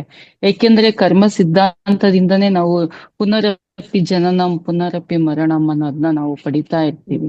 ಏಕೆಂದ್ರೆ ಇದು ಬೇರೆಯವ್ರಿಗೆ ನಾವು ಹಿಂಸೆ ಮಾಡಬಾರ್ದು, ಇಲ್ಲ ಬೇರೆಯವ್ರ ಮನ್ಸು ನೋಯಿಸ್ಬಾರ್ದು. ಅದಲ್ದೇನೆ ಸ್ವತಃ ನಮ್ಮ ಆತ್ಮನಿಂದನೇನು ಕೂಡ ಮಾಡ್ಕೊಳ್ಬಾರ್ದು ಅನ್ನೋದು ಒಂದು ಇದೆ. ಏಕೆ ಆತ್ಮಹತ್ಯೆಯೂ ಕೂಡ ಮಹಾಪಾಪ. ಏಕೆಂದ್ರೆ ಈ ಜನ್ಮ ಸಾಕು ಅಂತ ನಮಗ್ ನಾವೇ ನಿರ್ಣಯ ತಗೊಂಡು ಆತ್ಮಹತ್ಯೆ ಮಾಡ್ಕೊಳ್ಳೋರ್ ಬಹಳಷ್ಟು ಸಂಖ್ಯೆಯಲ್ಲಿ ಈ ಜನರೇಷನ್ ಅಲ್ಲಿ ನೋಡ್ತಾ ಇದ್ದೀವಿ. ಅವ್ರಿಗೆ ಸರಿಯಾದ ಮಾರ್ಗದರ್ಶನ ನೀಡದೇ ಇದ್ದಂತವ್ರು ಇದ್ದಾರೆ. ಮತ್ತೆ ಭಯ, ಅಂಜಿಕೆ, ಆತ್ಮವಿಶ್ವಾಸ ಇಲ್ಲದೆ ಬದುಕನ್ನ ಮುನ್ನಡೆಸೋದು ಹೇಗೆ ಅಂತ ಗೊತ್ತಿಲ್ಲದೆ ಇದ್ದಂತವ್ರು ಇದ್ದಾರೆ. ಸೊ ಅದು ಕೂಡ ಒಂದು ಪಾಪ ಕರ್ಮನೇ ಆಗುತ್ತೆ. ಹಾಗೇನೆ ಕೇವಲ ಒಂದು ಹಿಂಸೆ ಅಥವಾ ಮಾತಿನಿಂದ ಹಿಂಸೆ ಕೊಡೋದು ಒಂದಿದೆ. ನಮ್ಮ ಆಲೋಚನೆಯಿಂದನೂ ಕೂಡ ವಾಕ್ಕ್ಷೇತ್ರ, ಭಾವನಾ ಕ್ಷೇತ್ರ ಅಂತ ಹೇಳ್ತೀವಿ, ಕ್ರಿಯಾ ಕ್ಷೇತ್ರ. ಅದರಲ್ಲೂ ಕೂಡ ಬೇರೆಯವ್ರಿಗೂ ಹಿಂಸೆ ಕೊಡಬಾರ್ದು, ಕೆಟ್ಟದನ್ನ ಬಯಸ್ಬಾರ್ದು, ಕೆಟ್ಟದನ್ನ ಕೆಲಸವನ್ನ ಮಾಡಬಾರ್ದು. ಹಾಗೆ ನಾವು ಕೂಡ ಹಿಂಸೆ ಮಾಡ್ಕೊಳ್ಬಾರ್ದು. ನಾವೇನು ಕೂಡ ಯಾವುದೇ ಶಾರೀರಿಕವಾಗಿ, ಮಾನಸಿಕವಾಗಿ ಹಿಂಸೆಯನ್ನ ಮಾಡ್ಕೊಳ್ಬಾರ್ದು ಅನ್ನೋದು ಒಂದು ನನ್ನ ಅನಿಸಿಕೆ ಆಗಿತ್ತು. ತುಂಬಾ ಚೆನ್ನಾಗಿ ತಿಳಿಸ್ಕೊಟ್ರಿ ಸರ್. ಹಾಗೇನೆ ನಮ್ಮ ಪಾಪ ಕರ್ಮಗಳನ್ನ ಕಡಿಮೆ ಮಾಡ್ಕೊಳ್ಬೇಕು ಅಂದ್ರೆ ನಿತ್ಯ ಧ್ಯಾನವನ್ನ ಮಾಡ್ಬೇಕು, ಜ್ಞಾನವನ್ನ ಪಡ್ಕೊಳ್ಬೇಕು, ಹಾಗೂ ಧ್ಯಾನದಿಂದ ಬಂದಂತ ಅನುಭವವನ್ನ ಹಂಚ್ಕೋಬೇಕು ಬೇರೆಯವ್ರಿಗೆ. ಹಾಗೆ ಸೇವಾ ಮನೋಭಾವನೆಯನ್ನ ಬೆಳೆಸ್ಕೊಳ್ಬೇಕು. ಅದನ್ನ ಫ್ರೀಯಾಗಿ ಮಾಡ್ಬೇಕು. ಅದಕ್ಕೆ ಧ್ಯಾನಕ್ಕೆ ಪತ್ರಿಜಿ ಸರ್ ಮೊದ್ಲೇ ಹೇಳಿದ್ದಾರೆ, ಧ್ಯಾನ ಕಲ್ಸ್ಕೊಡೋದಕ್ಕೆ ನೀವು ಯಾವುದೇ ಫೀಸ್ ತಗೊಳ್ಬಾರ್ದು ಅಂತ. 18 ಸೂತ್ರಗಳಲ್ಲಿ ಅದು ಒಂದು. ಹೇಗೆ ಪ್ರಾಣಿ ಹಿಂಸೆ ಮಾಡಬಾರ್ದು, ಸಸ್ಯಾಹಾರಿಗಳಾಗ್ಬೇಕು ಅನ್ನೋದು ಜೊತೆಗೆ ಫೀಸ್ ಬಗ್ಗೆನೂ ಹೇಳ್ತಾರೆ. ಧ್ಯಾನವನ್ನ ನಾವು ಉಚಿತವಾಗಿ ಹೇಳ್ಕೊಡ್ಬೇಕು, ಹಾಗೆ ಅನುಭವಗಳನ್ನೂ ಹೇಳ್ಬೇಕು. ಅನುಭವ ಹೇಳ್ತಾ ಹೇಳ್ತಾ ನಮ್ಮ ಪಾಪ ಕರ್ಮಗಳನ್ನ ನಾವು ಕಡಿಮೆ ಮಾಡ್ಕೊಳ್ಬೇಕು ಅನ್ನೋದೊಂದು. ಸೊ ನಾವು ಹೆಚ್ಚಿನ ಸಂಖ್ಯೆಯಲ್ಲಿ ಇದನ್ನ ಸಸ್ಯಾಹಾರ ಜಗತ್, ಧ್ಯಾನ ಜಗತ್, ಪಿರಮಿಡ್ ಜಗತ್ ಏನಿದೆ, ಆ ಸಂಕಲ್ಪ ಏನಿದೆ ಪತ್ರಿಜಿ ಅವ್ರದ್ದು, ಅದನ್ನ ನಾವು ಮನಪೂರ್ವಕವಾಗಿ ಎಲ್ಲರೂ ಮಾಡ್ಲಿಕ್ಕೆ ಸಿದ್ಧರಾಗ್ಬೇಕು ಅನ್ನೋದೇ ನನ್ನ ಆಶಯ. ಥ್ಯಾಂಕ್ ಯು ಮೇಡಮ್, ನನ್ಗೆ ಅವಕಾಶ ಕೊಟ್ಟಿದ್ದಕ್ಕೆ ಮಾತಾಡ್ಲಿಕ್ಕೆ. Thank you so much sir. ಒಳ್ಳೆ ವಿಷಯಗಳನ್ನ ತಿಳಿಸ್ಕೊಟ್ಟಿದ್ದೀರಾ. Thank you. ಚೆನ್ನಾಗಿ ಹೇಳಿದ್ರಿ ಯಶೋಧ ಮೇಡಮ್. ನೀವು ಬಹಳ ಚೆನ್ನಾಗಿ ಹೇಳಿದ್ರಿ. ಎನಿವೆ, ಕರ್ಮ ಸಿದ್ಧಾಂತ ಎಷ್ಟು ನಾವು ಮಾತಾಡಿದ್ರು ಸಾಲಲ್ಲ ಅನ್ನೋದು ಇದು ನಿಜ. ನಾಗೇಶ್ ಸರ್ ಮಾತಾಡಿ ಸರ್. ಸರ್ ನಮಸ್ತೆ ಸರ್, ಚೆನ್ನಾಗಿ ಹೇಳಿಕೊಟ್ಟಿದ್ದೀರಿ. ಕರ್ಮ ಸಿದ್ಧಾಂತದ ಬಗ್ಗೆ ಚೆನ್ನಾಗಿ ಮಾಡಿದ್ರಿ. ಕರ್ಮ ಸಿದ್ಧಾಂತದ್ದು ಹೇಳಿದ್ರಿ, ಇನ್ನೂ ತುಂಬಾ ಇರ್ತದೆ. ನಾವು ವೇದಗಳ ಮುಖಾಂತರ ಹೋದ್ರೆ ಇನ್ನೂ ಇರ್ತದೆ ಅದರಲ್ಲಿ. ಅದಕ್ಕೆ ಹೇಳ್ತಾರೆ, ಈ ಜನ್ಮದಲ್ಲಿ ನಾವು ಒಳ್ಳೆ ಕರ್ಮ ಮಾಡಿದ್ರೆ ಇದೇ ಸ್ವರ್ಗ, ಕೆಟ್ಟ ಮಾಡಿದ್ರೆ ಇದೇ ನರಕ ಅಂತ. ಮತ್ತು ಇನ್ನೊಂದು ವಿಷಯ ಸರ್, ಈಗ ಹಿಂದಿನವ್ರು ಹೇಳ್ತಾರೆ, ಯಾಕೆ ನಮ್ಮ ಕರ್ಮಕ್ಕೆ ನಮ್ಮ ಜನ್ಮಾಂತರದ್ದು ಒಂದು, ಆಮೇಲೆ ನಮ್ಮ ತಂದೆ ತಾಯಿಗಳ ಕರ್ಮ ಕೂಡ ಆಡ್ ಆಗ್ತದೆ ಅಂತ ಹೇಳ್ತಾರೆ. ಅದು ಸತ್ಯನಾ ಸರ್? ಸರ್, ಅದು ನಾನು ತಿಳಿದುಪಟ್ಟಿಗೆ ಡಾಕ್ಟರ್ ನ್ಯೂಟನ್ ಸರ್ ಬಗ್ಗೆ ನಾನು ಈ ಪ್ರಶ್ನೆ ಕೇಳಿದ್ದೆ ಸರ್. ಈಗ ನಾನು ಡಾಕ್ಟರ್ ನ್ಯೂಟನ್ ಸರ್ ಬಗ್ಗೆ ಈ ಒಂದು ಪ್ರಶ್ನೆ ಕೇಳಿದ್ದೆ. ನಮ್ಮ ತಂದೆ ತಾಯಿಯಂದರು ಮಾಡಿದ ಕರ್ಮಗಳಿಂದನೂ ಅದರಲ್ಲಿ ನಾವು ಭಾಗಿಯಾಗುವ ಅಂತಾನು ನಿಮ್ದು ಆ ಪ್ರಶ್ನೆ ಅದಲ್ಲ ಸರ್? ಹೌದು. ಈಗ ನೋಡಿ ಸರ್, ನಮ್ಮ ತಂದೆ ತಾಯಿ ಜೊತೆಗೆ ನಾವು ಇದ್ದಿನ ಜನ್ಮದಲ್ಲಿ ಇದೇ ತಂದೆ ತಾಯಿ ಜೊತೆಗೆ ನಾವು ಜನ್ಮ ಪಡೆದುಕೊಂಡಿದ್ದಾಗ ಅವರ ಜೊತೆನೆ ಕೂಡಿಕೊಂಡು ನಾವೇನಾದ್ರೂ ಕರ್ಮ ಮಾಡಿದ್ರೆ ಅದರಲ್ಲಿ ಸಹನು ನಮ್ದು ಪಾಲಿರುತ್ತಂತೆ ಸರ್. ಹಿಂದಿನ ಜನ್ಮದಲ್ಲಿ ಈ ತಂದೆ, ಈಗ ಒಂದು ಕ್ರಿಕೆಟ್ ಮ್ಯಾಚ್ ಇದೆ ಸರ್. ಈಗ ವರ್ಲ್ಡ್ ಕಪ್ ಅಲ್ಲಿ 11 ಜನ ಪ್ಲೇಯರ್ಸ್, ಇನ್ನು 3 ಜನ ಎಕ್ಸ್ಟ್ರಾ ಪ್ಲೇಯರ್ಸ್. ಆ ವರ್ಲ್ಡ್ ಕಪ್ ಟೀಮ್ ಅಲ್ಲಿ ಆ ಫೈನಲ್ ಮ್ಯಾಚ್ ಗೆದ್ದಾಗ ಆ ಎಲ್ರಿಗೂ ಅದು ಭಾಗಿಯಾಗುತ್ತೆ ಸರ್. ಅದೇ ರೀತಿ ನಾವು ಏನಾದ್ರು ಆ ಜೊತೆ ಕೂಡಿ ಮಾಡಿದಾಗ ಅದರ ಫಲನು ನಾವು ಅನುಭವಿಸ್ಬೇಕಾಗುತ್ತೆ ಸರ್. ಆಮೇಲೆ ಈ ತಂದೆ ತಾಯಿ ಮಾಡಿದಂತ ಆಸ್ತಿನ ನಾವು ಅನುಭವಿಸ್ತೀವಿ ಸರ್. ಈಗ ನಮ್ಮ ತಂದೆ ಈಗ ಒಂದು ಮಾವಿನ ಸಸಿ ಇಟ್ಟು ಹೋಗಿದ್ದಾರೆ ಸರ್, ಹೌದಾ? ಈಗ ಅದನ್ನ ಆ ಫಲಂತೂ ನಾವು ತಿಂತೀವಲ್ಲ ಸರ್? ಹೌದು. ಅದರಲ್ಲಿ ಮಾಡಿರ್ತಕ್ಕಂಥ ಕರ್ಮವನ್ನು ಸಹನು ನಾವು ಅದರಲ್ಲಿ ಭಾಗಿಯಾಗ್ತೀವಿ. ಅದರಲ್ಲಿ ನಾವು ತಗೊಳ್ದೇ ಇದ್ದ ಪಕ್ಷದಲ್ಲಿ ನಾವು ಅದರಲ್ಲಿ ಭಾಗಿಯಾಗಲ್ಲ ಅಂತ ನಮ್ಮ ಗುರುಗಳು ತಿಳಿಸ್ಕೊಟ್ಟಿವಿ sir. Okay, thank you sir. ಇಲ್ಲ ಸರ್, ಒಳ್ಳೆ ಎಲ್ರನ್ನೂ ತಿಳ್ಕೊಳ್ಳುವಂತ ವಿಷಯನ ಕೇಳಿದ್ರಿ ನೀವು. ಧನ್ಯವಾದ ನಾಗೇಶ್ ಸರ್ ನಿಮ್ಗೆ. ಓಕೆ, ಆತ್ಮ ಬಂಧುಗಳೇ, ಮತ್ತೆ ಯಾರಾದ್ರೂ ನಿಮ್ಮ ಪ್ರಶ್ನೆಗಳೇನಾದ್ರು ಇದ್ರೆ ದಯವಿಟ್ಟು ಕೇಳಬಹುದು ಅಂತ ಕೇಳ್ತೀನಿ. ಎಲ್ಲರೂ ವಿಡಿಯೋಗಳನ್ನ ಆನ್ ಮಾಡ್ಬೇಕಾಗಿ ಕೇಳ್ಕೊತಾನೆ. ರತ್ನ ಅವರೇ, ಉಮಾದೇವಿ ಅವರೇ, ಪ್ರಮೀಳಾ ದೇಶಿಕರ್ ಅವರೇ, ಶಾಂತ ಅವರೇ, ಎಲ್ಲರೂ ವಿಡಿಯೋಗಳನ್ನ ಆನ್ ಮಾಡ್ಕೊಳ್ಳಿ. ವೈದೇಹಿ ಅವರೇ, ನಿಮ್ಮ ಪ್ರಶ್ನೆ. ವೈದೇಹಿ ಅವರೇ, ಶಾಂತ ಅವರೇ, ವಿಡಿಯೋಗಳನ್ನ ಆನ್ ಮಾಡಿಕೊಂಡು ನಿಮ್ಮ ಪ್ರಶ್ನೆಗಳನ್ನ ಕೇಳಿ.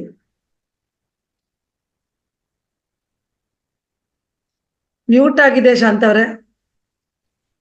ಶಾಂತ HB ಮೈಸೂರು. ಇವಾಗ ಮಾತಾಡಿ ಮೇಡಮ್. ನಮಸ್ತೆ ಸರ್. ನಮಸ್ತೆ. ನಾನೇನು ನನ್ನ ಮನ್ಸಲ್ಲಿ ನಿಂತು ಅದು ಯಶೋಧ ಮೇಡಮ್ಮೇ ಕೇಳಿದ್ರು. ಮತ್ತೆ ಈಗ ತಂದೆ ತಾಯಿಗಳು ಮಾಡಿದ್ದು ಪಾಪ ಕರ್ಮಗಳು ಮಕ್ಳು ಅನುಭವಿಸ್ಬೇಕು ಅನ್ನೋದು ಒಂದು ನಾನು ಕೇಳೋಣ ಅನ್ಕೊಂಡೆ. ಸರ್ರೇ ಕೇಳಿದ್ರು ಅವರು.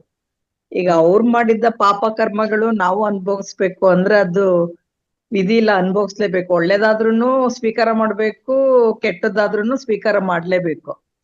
ನಾವು ನೆಕ್ಸ್ಟ್ ಇದಕ್ಕೆ ಆದಷ್ಟು ಕರ್ಮಗಳನ್ನ ನೀಟಾಗಿ ಮಾಡ್ಕೊಂಡು ಹೋಗ್ಬೇಕಷ್ಟೇ. ನಮ್ಮ ಮಕ್ಳು ಮರಿಗೆ ನಮ್ಮ ಕರ್ಮಗಳು ಅವ್ರಿಗೆ ತಗ್ಲದ ಹಾಗೆ ನಾವೊಂದು ಸನ್ಮಾರ್ಗದಲ್ಲಿ ಎಡ್ಕೊಂಡು ಹೋಗ್ಬೇಕು, ಒಳ್ಳೇದನ್ನ ಮಾಡ್ಕೊಂಡು ಹೋಗ್ಬೇಕು ಅಂತ ನನ್ನ ಒಂದು ಅನಿಸಿಕೆ. ನಿಜ ನಿಜ ನಿಜ. ಚೆನ್ನಾಗಿ ಹೇಳಿದ್ರಿ ಮೇಡಮ್. ಧನ್ಯವಾದ ನಿಮಗೆ. Okay, sir, madam. Shivakumar sir ಮಾತಾಡಿ ಸರ್.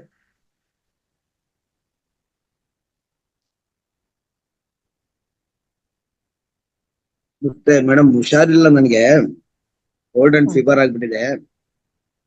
Hello, okay. ಮಾತಾಡಿ ಸರ್. ಹುಷಾರಿಲ್ಲ. ಓಕೆ ಓಕೆ ಹಾಗೆ ನಾನು ಧ್ಯಾನ ಮಾಡ್ತಾ ಹಾಗೆ ಸ್ವಲ್ಪ ರೆಸ್ಟ್ ಮಾಡ್ಬಿಟ್ಟಿದ್ದೀನಿ. Okay okay. ಈಗ ಇಲ್ಲ ಸರ್, ಕಂಟಿನ್ಯೂ ಮಾಡಿ, ತೊಂದ್ರೆ ಇಲ್ಲ ಸರ್. ಆನ್ ಮಾಡಿ ಕೇಳಿಸ್ಕೊಂತಾ ಇದ್ದೀನಿ. ಇವತ್ತು ಯೋಗ ಕ್ಲಾಸ್ ಕೂಡ ಹೋಗಿಲ್ಲ. Okay okay. ಶಿವಕುಮಾರ್, ಇನ್ನೊಬ್ರು ಶಿವಕುಮಾರ್ ಸರ್ ಇದ್ದಾರೆ. ಶಿವಕುಮಾರ್ ಸರ್ ಮಾತಾಡಿ.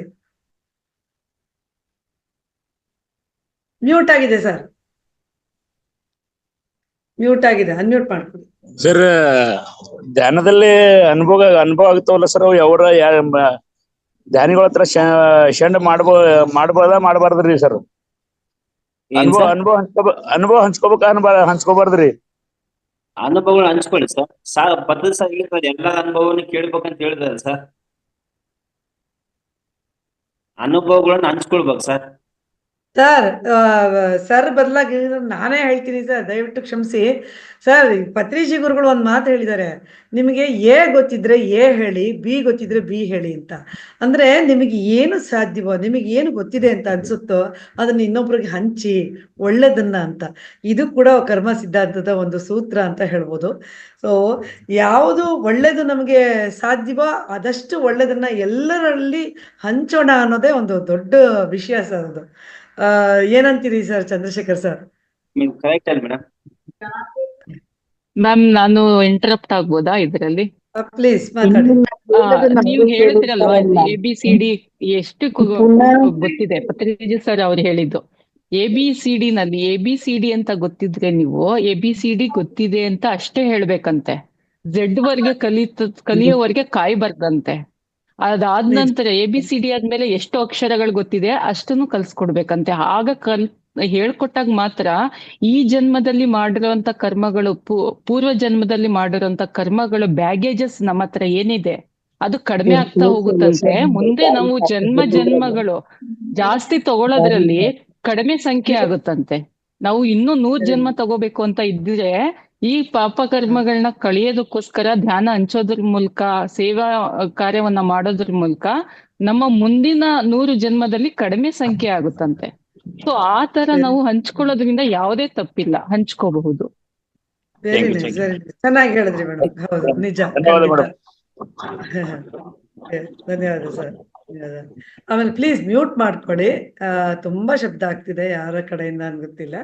ಓಕೆ, ನೆಕ್ಸ್ಟ್ ಶಾಂತ ಅವರೇ ಮಾತಾಡಿ. ಶಾಂತ ಬಿ ಮೈಸೂರು ಆಯ್ತು. ಶಾಂತ ಅವರು ಬಂದ್ರು, ಆಮೇಲೆ ಹೊರಟ್ಬಿಟ್ರು. ನಮಸ್ತೆ ನಮಸ್ತೆ ನಮಸ್ತೆ. ಅದೇ ಇವಾಗ ಅದೇ ಕರ್ಮಗಳು ಇವಾಗ ಏನೇನ್ ಅನ್ಭವಿಸ್ತಾ ಇದೀನ, ಮಾತಾಡ್ಬೇಡಿ, ಇನ್ನ ಇಷ್ಟಕ್ಕೆ ಮುಗೀತು, ಇನ್ನ ನೆಗೆಟಿವ್ ಹೇಳ್ಬೇಡಿ ಅಂತ ಹೇಳ್ತಾರಲ್ಲ. ಅದೇ ಇವಾಗ ನಾನ್ ಕೇಳ್ಬೇಕು ಅಂತಿದ್ದೀನಿ. ಅವ್ರು ಕೇಳಿದ್ರು ನೆಗೆಟಿವ್ ಇನ್ನು ಬಿಟ್ಬಿಡಿ, ಇನ್ನು ಅದ್ರದ್ ಬಗ್ಗೆನೇ ಪ್ರಸ್ತಾಪ ಮಾಡ್ಬೇಡಿ ಅಂತಾರೆ. ಮತ್ತೆ ಅನುಭವಗಳನ್ನ ಹೇಳ್ಕೊಳ್ಳಿ ಅಂತಾರೆ. ಅದೇ ಅದನ್ನ ಕೇಳ್ಬೇಕು ಅಂತಾನೆ ಅನ್ಕೊಂಡಿದ್ದೆ ನಾನು. ಏನಂತೀರಿ ಸರ್ ಚಂದ್ರಶೇಖರ್ ಸರ್ ಇದಕ್ಕೆ? ಇವಾಗ ನನ್ ದುಃಖ ಎಲ್ಲ ಗೊತ್ತಲ್ಲ ಮ್ಯಾಮ್, ನಾನು ಇವಾಗ ಅದನ್ನ ಹೇಳ್ಕೊಂಡ್ರೆ ಇಲ್ಲಿಗೆ ನಿಲ್ಲಿಸ್ಬೇಕು, ಇನ್ನು ಬೇಡ ಅಂತ ಹೇಳ್ತಾರೆ. ಇನ್ನ ಇದ್ರಿಂದ ನನ್ಗೆ ಹಿಂಗ್ ಒಳ್ಳೇದಾಯ್ತು ಅಂತ ಹೇಳ್ಕೊಂಡಾಗ ಅನುಭವ ಹೇಳಿರ್ತಾರೆ. ಅದೇ ಇವಾಗ ಅದ್ರದ್ದೇ ನಂದು ಕ್ವಶನ್ ಅಷ್ಟೊತ್ತಿಗೆ ಅಲ್ಲಿ ಹೇಳಿದ್ರಲ್ಲ, ಇನ್ನೊಂದ್ ಮತ್ತೊಂದ್ಸರಿ ಅದನ್ನೇ ಕೇಳ್ತಾ ಇದ್ದೀನಿ. ಅನುಭವ ಹೇಳಿ ಮೇಡಮ್. ಅನುಭವ ಸರ್ ಅವ್ರ ಪರವಾಗಿ ನಾನೇ ಹೇಳ್ತೀನಿ ಸರ್. ಶಾಂತ ಮೇಡಮ್, ಇಲ್ಲಿ ಯಾವುದೇ ಒಂದು ಈಗ ಕಷ್ಟ ಯಾರಿಗಿಲ್ಲ ಮೇಡಮ್.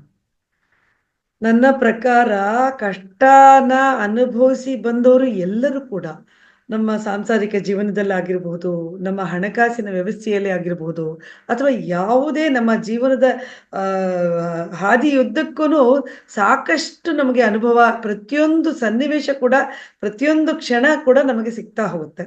ಹಾಗಾಗಿ ಎಲ್ಲವೂ ನಾವು ಮಾಡಿದಂಥ ಕರ್ಮಗಳು ಅಂತ ಅನ್ಕೊಂಡ್ರೆ ತಪ್ಪಾಗತ್ತೆ. ಈ ಭೌತಿಕ ಶರೀರದಲ್ಲಿ, ಭೌತಿಕ ಜನ್ಮದಲ್ಲಿ ನಾವೇನನ್ನ ಅನುಭವಿಸ್ತೀವೋ ಎಲ್ಲವೂ ಇಷ್ಟೇ ಬರೀ ಕರ್ಮಾನುಸಾರನೇ ಆಗತ್ತೆ ಅಂತಂದ್ರೆ ನಾನು ನನ್ನ ಪ್ರಕಾರ ಅನ್ನೋದಕ್ಕಿಂತ ಹೆಚ್ಚಾಗಿ ಹಿರಿಯರ ಪ್ರಕಾರ ಅದು ಆಗಬೇಕು ಅಂತಿದ್ಯೋ ಅದು ಆಗ್ತಾ ಹೋಗುತ್ತೆ. ಎಲ್ಲವೂ ಕರ್ಮಗಳೇ ಅಲ್ಲ ಅಂತ ಅಲ್ವೇ ಸರ್? ಏನ್ ಅಂತೀರಿ ಸರ್? ಅಲ್ಲ ಮೇಡಮ್, ಸೃಷ್ಟಿನ ನಿಯಮ ಮೇಡಮ್. ಸೃಷ್ಟಿಯಲ್ಲಿ ಹೌದು ಅದಕ್ಕೆ ನಾವು ಹೊಂದ್ಕೊಂಡು ಹೋಗ್ಲೇಬೇಕಲ್ಲ ಮೇಡಮ್.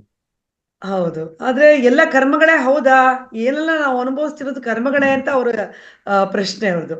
ನನ್ನ ಅನುಭವ ಏನಾಗ್ತಿದೆ, ಅನುಭವಿಸ್ತಿದ್ದೀನಿ, ಎಲ್ಲವೂ ನನ್ನ ಮಾಡಿರುವಂತ ಕರ್ಮಗಳಿಂದಾನೇ ಈ ತರ ಆಗ್ತಿದ್ಯಾ ಅನ್ನೋದು ಅವ್ರ ಪ್ರಶ್ನೆ. ಮೇಡಮ್, ನಿಮ್ಮ ವಾಸ್ತವಕ್ಕೆ ನೀವು ಸೃಷ್ಟಿಕರ್ತ ಮೇಡಮ್, ಅಷ್ಟ ಅನ್ಕೊಳ್ಬೇಕು ಮೇಡಮ್. ನಮ್ಮ ವಾಸ್ತವಕ್ಕೆ ನಾವೇ ಸೃಷ್ಟಿಕರ್ತ ಮೇಡಮ್. ನಿಜ. ಸರ್ ಸೆಂಟರ್ ನಲ್ಲಿ ಸ್ವಲ್ಪ ಬರ್ತಾ ಇದ್ದೀನಿ, ದಯವಿಟ್ಟು ಕ್ಷಮಿಸಬೇಕು. ಹೇಳಿ sir. Sir Chandrashekar sir, black magic ಅಂತಾರಲ್ಲ ಸರ್, ಇದು ಸತ್ಯ ಅನ್ಬೇಕಾ ಸುಳ್ಳು ಅನ್ಬೇಕು ಸರ್? ಯಾವ್ದು sir? Black magic. Black magic? Black magic ಅಂದ್ರೆ ಭಾನುಮತಿ ಅಂತಾರ್ರಿ. ಅದೇನು ಅಷ್ಟು ಗೊತ್ತಿಲ್ಲ ಸರ್. ಗೊತ್ತಿಲ್ಲ ಸರ್. ನೋಡೋಣ ಸರ್, ಅದ್ರ ಬಗ್ಗೆ ಹಿರಿಯ ಮಾಸ್ಟರ್ಸ್ ಹತ್ರ ಕೇಳಿ ಅದನ್ನ ತಿಳ್ಕೊಂಡು ನಿಮಗೆ ಉತ್ತರ ಕೊಡಬಲ್ಲೆವು ನಂತರದ ತರಗತಿಗಳಲ್ಲಿ. ಖಂಡಿತ ಇದನ್ನ ನಾನು ಬರ್ಕೋತೀನಿ ಸರ್, ಬರ್ಕೊಂಡು ಅದನ್ನ ಅದಕ್ಕೆ ಉತ್ತರ ಸಿಗತ್ತೆ ನಿಮ್ಗೆ. ಅನಂತರ ಶಾಂತ ಅವರೇ, ನಿಮ್ಮ ಪ್ರಶ್ನೆಗೆ ಉತ್ತರ ಸಿಕ್ತು ಅಂತ ಅನ್ಕೋತೀನಿ. ಇದು ಈ ಜನ್ಮದಲ್ಲಿ ನಾವು ಅನುಭವಿಸಿದೀವಪ್ಪ, ಅದಕ್ಕೆ ನಾವು ಈ ಜನ್ಮದಲ್ಲಿ ಮಾಡ್ತಿದೀವಿ. ಇವಾಗ ನಾವು ದೀಪಾವಳಿ ಹಬ್ಬಕ್ಕೆ ಕಜ್ಜಾಯ ಮಾಡ್ತೀವಿ. ಕಜ್ಜಾಯ ಮಾಡ್ಬಿಟ್ಟು ಚೆನ್ನಾಗಿ ಕಷ್ಟಪಟ್ಟು ಮಾಡ್ತೀವಿ. ಬೆಲ್ಲನ ಇದ್ ಮಾಡ್ಬೇಕಾಗ್ಲಿ, ಎಷ್ಟೊಂದು ಕಲ್ಲು ಮಣ್ಣುಗಳು ಬರುತ್ತೆ, ಅದನ್ನ ಸೋಸಿ, ಅದು ಒಂದು ಕಷ್ಟದ ಕೆಲಸನೇ. ನಂತರ ಅದನ್ನ ಮತ್ತೆ ಕರಿಬೇಕು, ಎಣ್ಣೆನಲ್ಲಿ ಕೊತ ಕುಜಿತಿರುತ್ತೆ, ನಾವು ತಿರ್ಗಾಕ್ಬೇಕು, ಇಲ್ಲಾಂದ್ರೆ ಸೀದೋಗ್ಬಿಡುತ್ತೆ. ಎಲ್ಲ ಒಂದು ಹಂತವಾಗಿ ಅದು ಒಂದು ಕಡೆಯದಾಗಿ ಒಂದು ಕಜ್ಜಾಯ ಆಗಿ ರೂಪುಗೊಳ್ಳುತ್ತೆ. ಅದನ್ನ ನಾವು ತಿಂತೀವಿ. ಕಜ್ಜಾಯ ಏನಾದ್ರೂ ಹೌದಲ್ವಾ, ನಾನು ಫಸ್ಟ್ ಕಲಿಸಿದಾಗ, ನನ್ನ ಬೆಲ್ಲದಲ್ಲಿ ಸುಡೋ ಒಂದು ಬೆಲ್ಲದಲ್ಲಿ ನನ್ನನ್ನು ಹಾಕಿದಾಗ, ನನ್ನನ್ನು ಎಣ್ಣೆನಲ್ಲಿ ಕರೆದಾಗ, ಇದೆಲ್ಲ ನನ್ನ ಕರ್ಮಗಳಪ್ಪ, ಇದು ಏನಪ್ಪ, ಕಡೆಯದಾಗಿ ನಾನು ಏನೂ ಸುಖ ಪಟ್ಟಿಲ್ಲ, ನನ್ನನ್ನು ಬೇರೆಯವ್ರು ಉಪಯೋಗಿಸ್ತಿದ್ದಾರೆ ಅಂತ ಅದು ಅನ್ಕೊಂಡ್ಬಿಟ್ರೆ, ಅದರ ಒಂದು ಕರ್ಮ ಏನಿದೆಯೋ ಅದು ಅನುಭವಿಸೇ ತೀರುತ್ತೆ ಅನ್ನೋದು ನನ್ನ ಭಾವನೆ. ಏನಂತೀರಿ ಸರ್? Correct madam. ನಿಮ್ಗೆ ನಿಮ್ಮಷ್ಟ ಜ್ಞಾನ ಇಲ್ಲ ಮೇಡಮ್. ಅಯ್ಯೋ ಸರ್, ನನ್ಗೇನು ತಿಳಿದಿಲ್ಲ, ದಯವಿಟ್ಟು ಕ್ಷಮಿಸಿ. ಮಧ್ಯ ನಾನು ಮಾತಾಡ್ಬಿಡ್ತೀನಿ, ಹಂಗೆ ನನ್ನ ಸ್ವಭಾವ. Correct madam. ಇಲ್ಲ, ನಮ್ ಪವರ್ ತಾವೇ ಕೊಡ್ತಾ ಇದ್ದಾರೆ. ನನಗೆ ಕಲಿತಾ ಇದ್ದೀನಿ ಮೇಡಮ್, ನನಗೂ ಜ್ಞಾನ ಸಿಗ್ತಾ ಇದೆ. ಶಾಂತ ಅವರೇ, ನಿಮ್ಮ ಒಂದು ಆತಂಕ ಅಥವಾ ನಿಮ್ಮ ಪ್ರಶ್ನೆಗೆ ಉತ್ತರ ಸಿಕ್ಕಿದೆ ಅಂತ ಅನ್ಕೋತೀನಿ. ಧನ್ಯವಾದ ನಿಮಗೆ. ರತ್ನ ಅವರೇ ಮಾತಾಡಿ.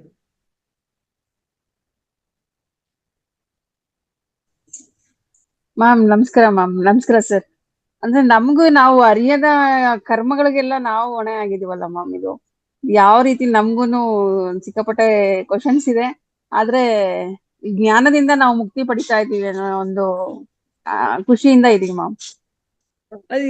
ಕೇಳಿ ಸರ್ಗೆ ಅದ ಆನ್ಸರ್ ಮಾಡ್ತಾರ ಅವರು.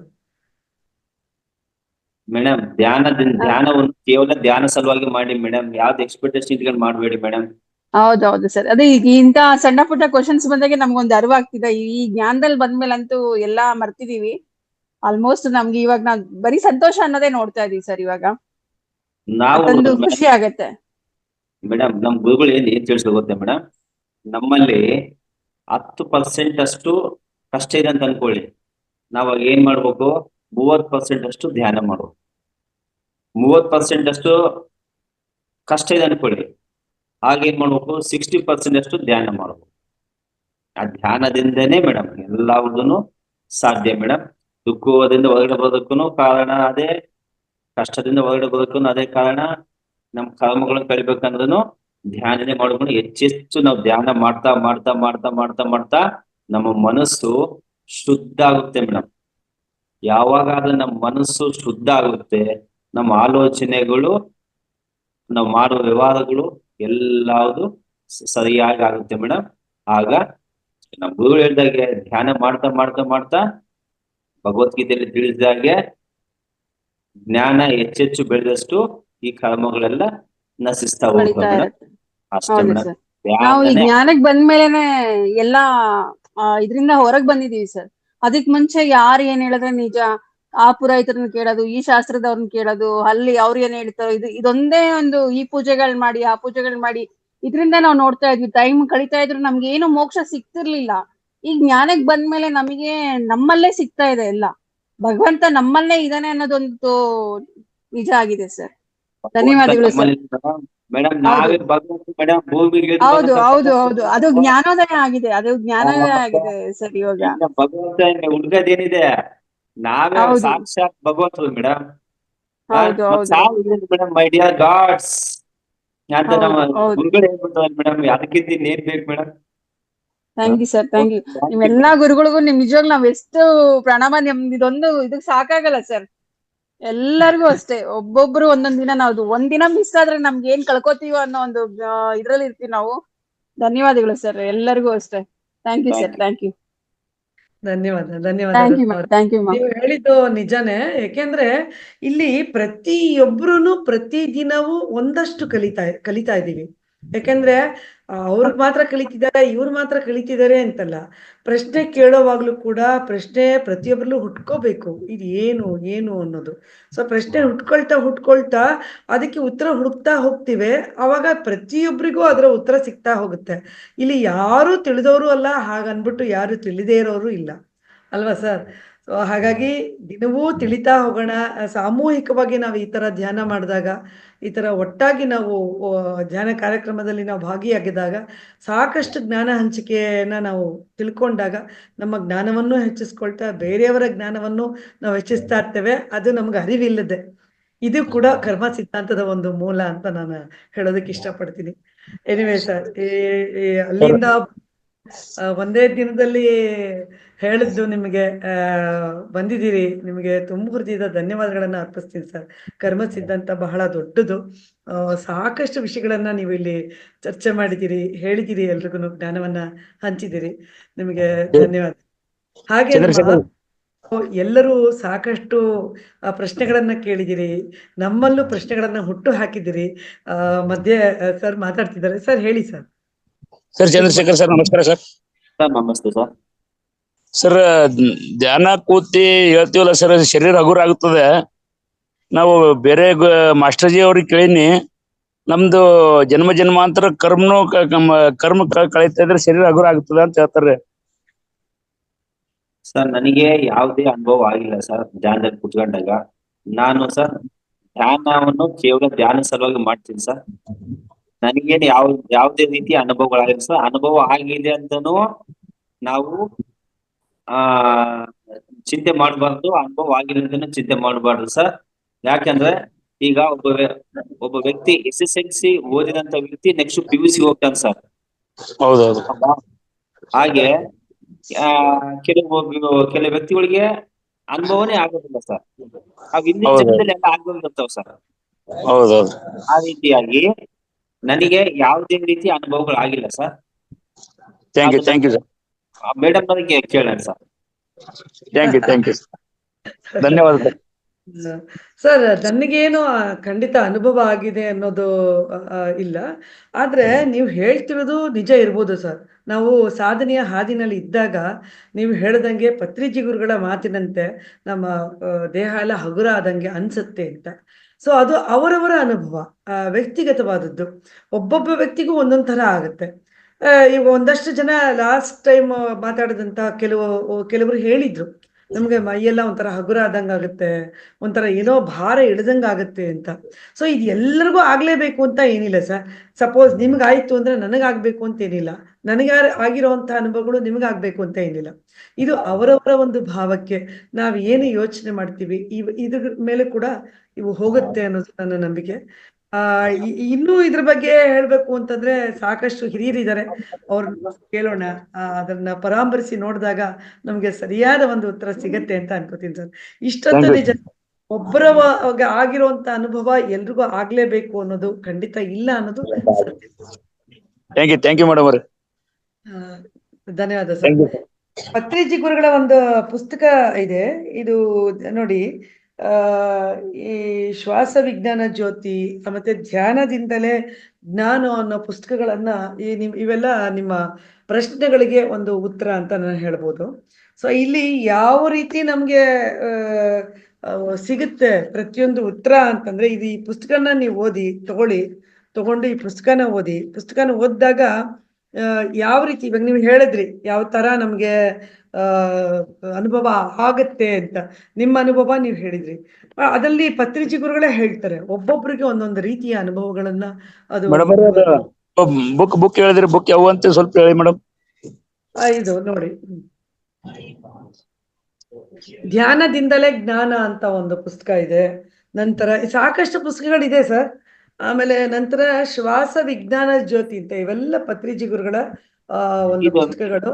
ಇನ್ನೂ ಒಂದಷ್ಟು ಬುಕ್ಸ್ ಮೇಡಮ್ ಇವೆಲ್ಲ ಸರ್. ಕಟವರ್ತಿ ರಾಘವ ಬಂದಂತ ಬುಕ್ಸ್ ಇವೆಲ್ಲ. ಹೌದಾ? ಹೌದು ಸರ್, ವೀರ ರಾಘವ, ಹೌದು, ರಾಘವರಾವ್ ಬರೆದಿರುವಂತ ಪುಸ್ತಕ. ಹೌದು ಧ್ಯಾನದಿಂದಲೇ ಮುಕ್ತಿ ಅಂತ ಬುಕ್. ಇದು ವಿ ಸತ್ಯವತಿ ಅಂತ ಅವರು ಬರೆದಿರುವಂತ ಪುಸ್ತಕ. ಪತ್ರಿಜಿಯವರ ಬಗ್ಗೆ ಅವರು ಹೇಳಿರುವಂತ ಏನೇನು ಹೇಳಿದ್ದಾರೆ ಅದನ್ನ ತಗೊಂಡು ನಾನು ನಿಮ್ಗೆ ಇನ್ನೊಂದಷ್ಟು ಪುಸ್ತಕಗಳನ್ನ ತೋರ್ಸೋದಿಕ್ಕೆ ಇಚ್ಛೆ ಪಟ್ಟು ತರ್ತೀನಿ.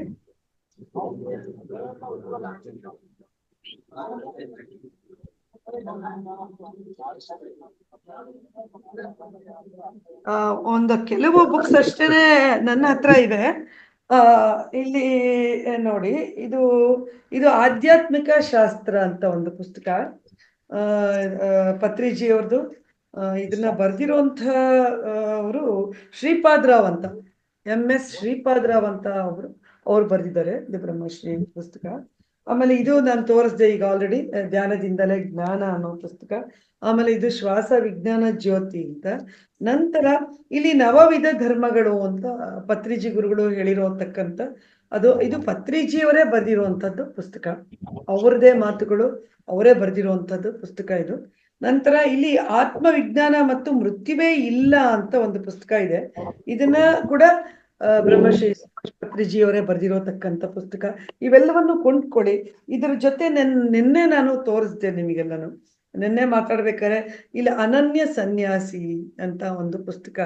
ಇದು ಬಂದು ಲೋಬ್ಸಾಂಗ್ ರಾಂಪಾ ಅವರ ಬಗ್ಗೆ. ಇದನ್ನ ಕನ್ನಡಕ್ಕೆ, ಇದು ಇಂಗ್ಲಿಷ್ ಪುಸ್ತಕ, ಇದು ಇಂಗ್ಲಿಷ್ ಪುಸ್ತಕನ ಕನ್ನಡಕ್ಕೆ ಕೃಷ್ಣಮೂರ್ತಿ ಅಂತ ಅಂದ್ಬಿಟ್ಟು, ಪಾರ ಕೃಷ್ಣಮೂರ್ತಿ ಅಂತ ಅವರು ಬರೆದಿರ್ತಕ್ಕಂಥ ಪುಸ್ತಕ.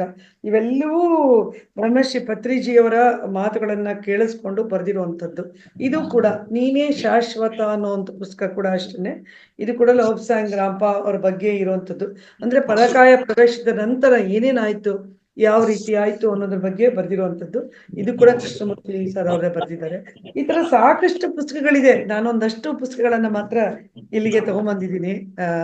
ನಮ್ಮ ಇದಕ್ಕೋಸ್ಕರ ಏನು ಹೆಚ್ಚು ತರೋದಿಕ್ಕೆ ಆಗಲ್ಲ, ಒಂದಷ್ಟು ಪುಸ್ತಕಗಳನ್ನು ಓದ್ಬೇಕು ಅನ್ನೋ ಕಾರಣಕ್ಕೆ ತಂದಿದ್ದೀನಿ. ದಯವಿಟ್ಟು ಆ ಪುಸ್ತಕಗಳನ್ನ ತಗೊಳ್ಳಿ. ನೀವು ಎಲ್ಲಿದ್ದೀರಿ ಅಲ್ಲಿ ನೀವು ಕೊಂಡ್ಕೋಬಹುದು. ನೀವು ಇಲ್ಲಿ ಬೆಂಗಳೂರಿನಲ್ಲಿ ಇದ್ರೆ ನೀವು ವೈಟ್ ಫೀಲ್ಡ್ಗೆ ಹೋಗಿ ಅಲ್ಲಿ ಕೂಡ ತಗೊಳ್ಬಹುದು. ಮೈಸೂರು ಕೂಡ ನಿಮಗೆ ಸಿಗುತ್ತೆ, ಅಥವಾ ಬೇರೆ ಯಾವುದೇ ಒಂದು ಬೇರೆ ಕಡೆ ಯಾವುದೇ ಎಲ್ಲೇ ಇದ್ರೂ ಕೂಡ ನೀವು ಪೋಸ್ಟ್ ಮೂಲಕ ಕೂಡ ನೀವು ತರಿಸ್ಕೋಬಹುದು ಸರ್. ಈ ಒಂದಷ್ಟು ಪುಸ್ತಕಗಳನ್ನೆಲ್ಲ ದಯವಿಟ್ಟು ಓದಿ ಎಲ್ಲರೂ ಅಂತ ಕೇಳ್ಕೊಳ್ತೀರಿ. ಓದಿ ಸಾಕಷ್ಟು ಜ್ಞಾನವನ್ನ ನಾವೆಲ್ಲರೂ ಬೆಳೆಸ್ಕೊಳ್ಳೋಣ ಅಂತ ಹೇಳ್ತಾ, ಇವತ್ತಿನ ಕಾರ್ಯಕ್ರಮ ತುಂಬಾನೇ ಚೆನ್ನಾಗಿತ್ತು. ಕರ್ಮ ಸಿದ್ಧಾಂತದ ಬಗ್ಗೆ ನಾವು ತಿಳ್ಕೊಂಡ್ವಿ, ಚರ್ಚಿಸಿದ್ವಿ. ಸಾಕಷ್ಟು ಪ್ರಶ್ನೆಗಳು, ಕುತೂಹಲ ಮೂಡಿರುವಂಥದ್ದನ್ನೆಲ್ಲ ನಾವಿಲ್ಲಿ ಪರಿಹರಿಸ್ಕೊಂಡ್ವಿ. ಹಾಗಾಗಿ ಬಹಳ ಚೆನ್ನಾಗಿತ್ತು. ಮತ್ತೊಮ್ಮೆ ನಿಮಗೆ ಧನ್ಯವಾದ ಸರ್, ಚಂದ್ರಶೇಖರ್ ಸರ್. ನಂತರ ಎಲ್ಲ ಆತ್ಮಬಂಧುಗಳು ಸಾಕಷ್ಟು ಪ್ರಶ್ನೆಗಳನ್ನ ಕೇಳಿದ್ರಿ. ನಿಮ್ಮ ಒಂದು ಮನಸ್ಸಿನ ಒಂದು ದುಗುಡವನ್ನ ಈ ತರ ಕರ್ಮಗಳೇನೋ ಏನೋ ಅನ್ನುವಂತಹ ಪ್ರಶ್ನೆಗಳನ್ನು ಕೇಳಿದಿ ನೀವು ಪರಿಹರಿಸ್ಕೊಂಡಿದ್ದೀರಾ ಅಂತ ಅನ್ಕೋತೀನಿ. ನಿಮ್ಮೆಲ್ಲರಿಗೂ ಮತ್ತೊಮ್ಮೆ ನಿಮ್ಗೆ ಧನ್ಯವಾದಗಳನ್ನ ಅರ್ಪಿಸ್ತೇನೆ.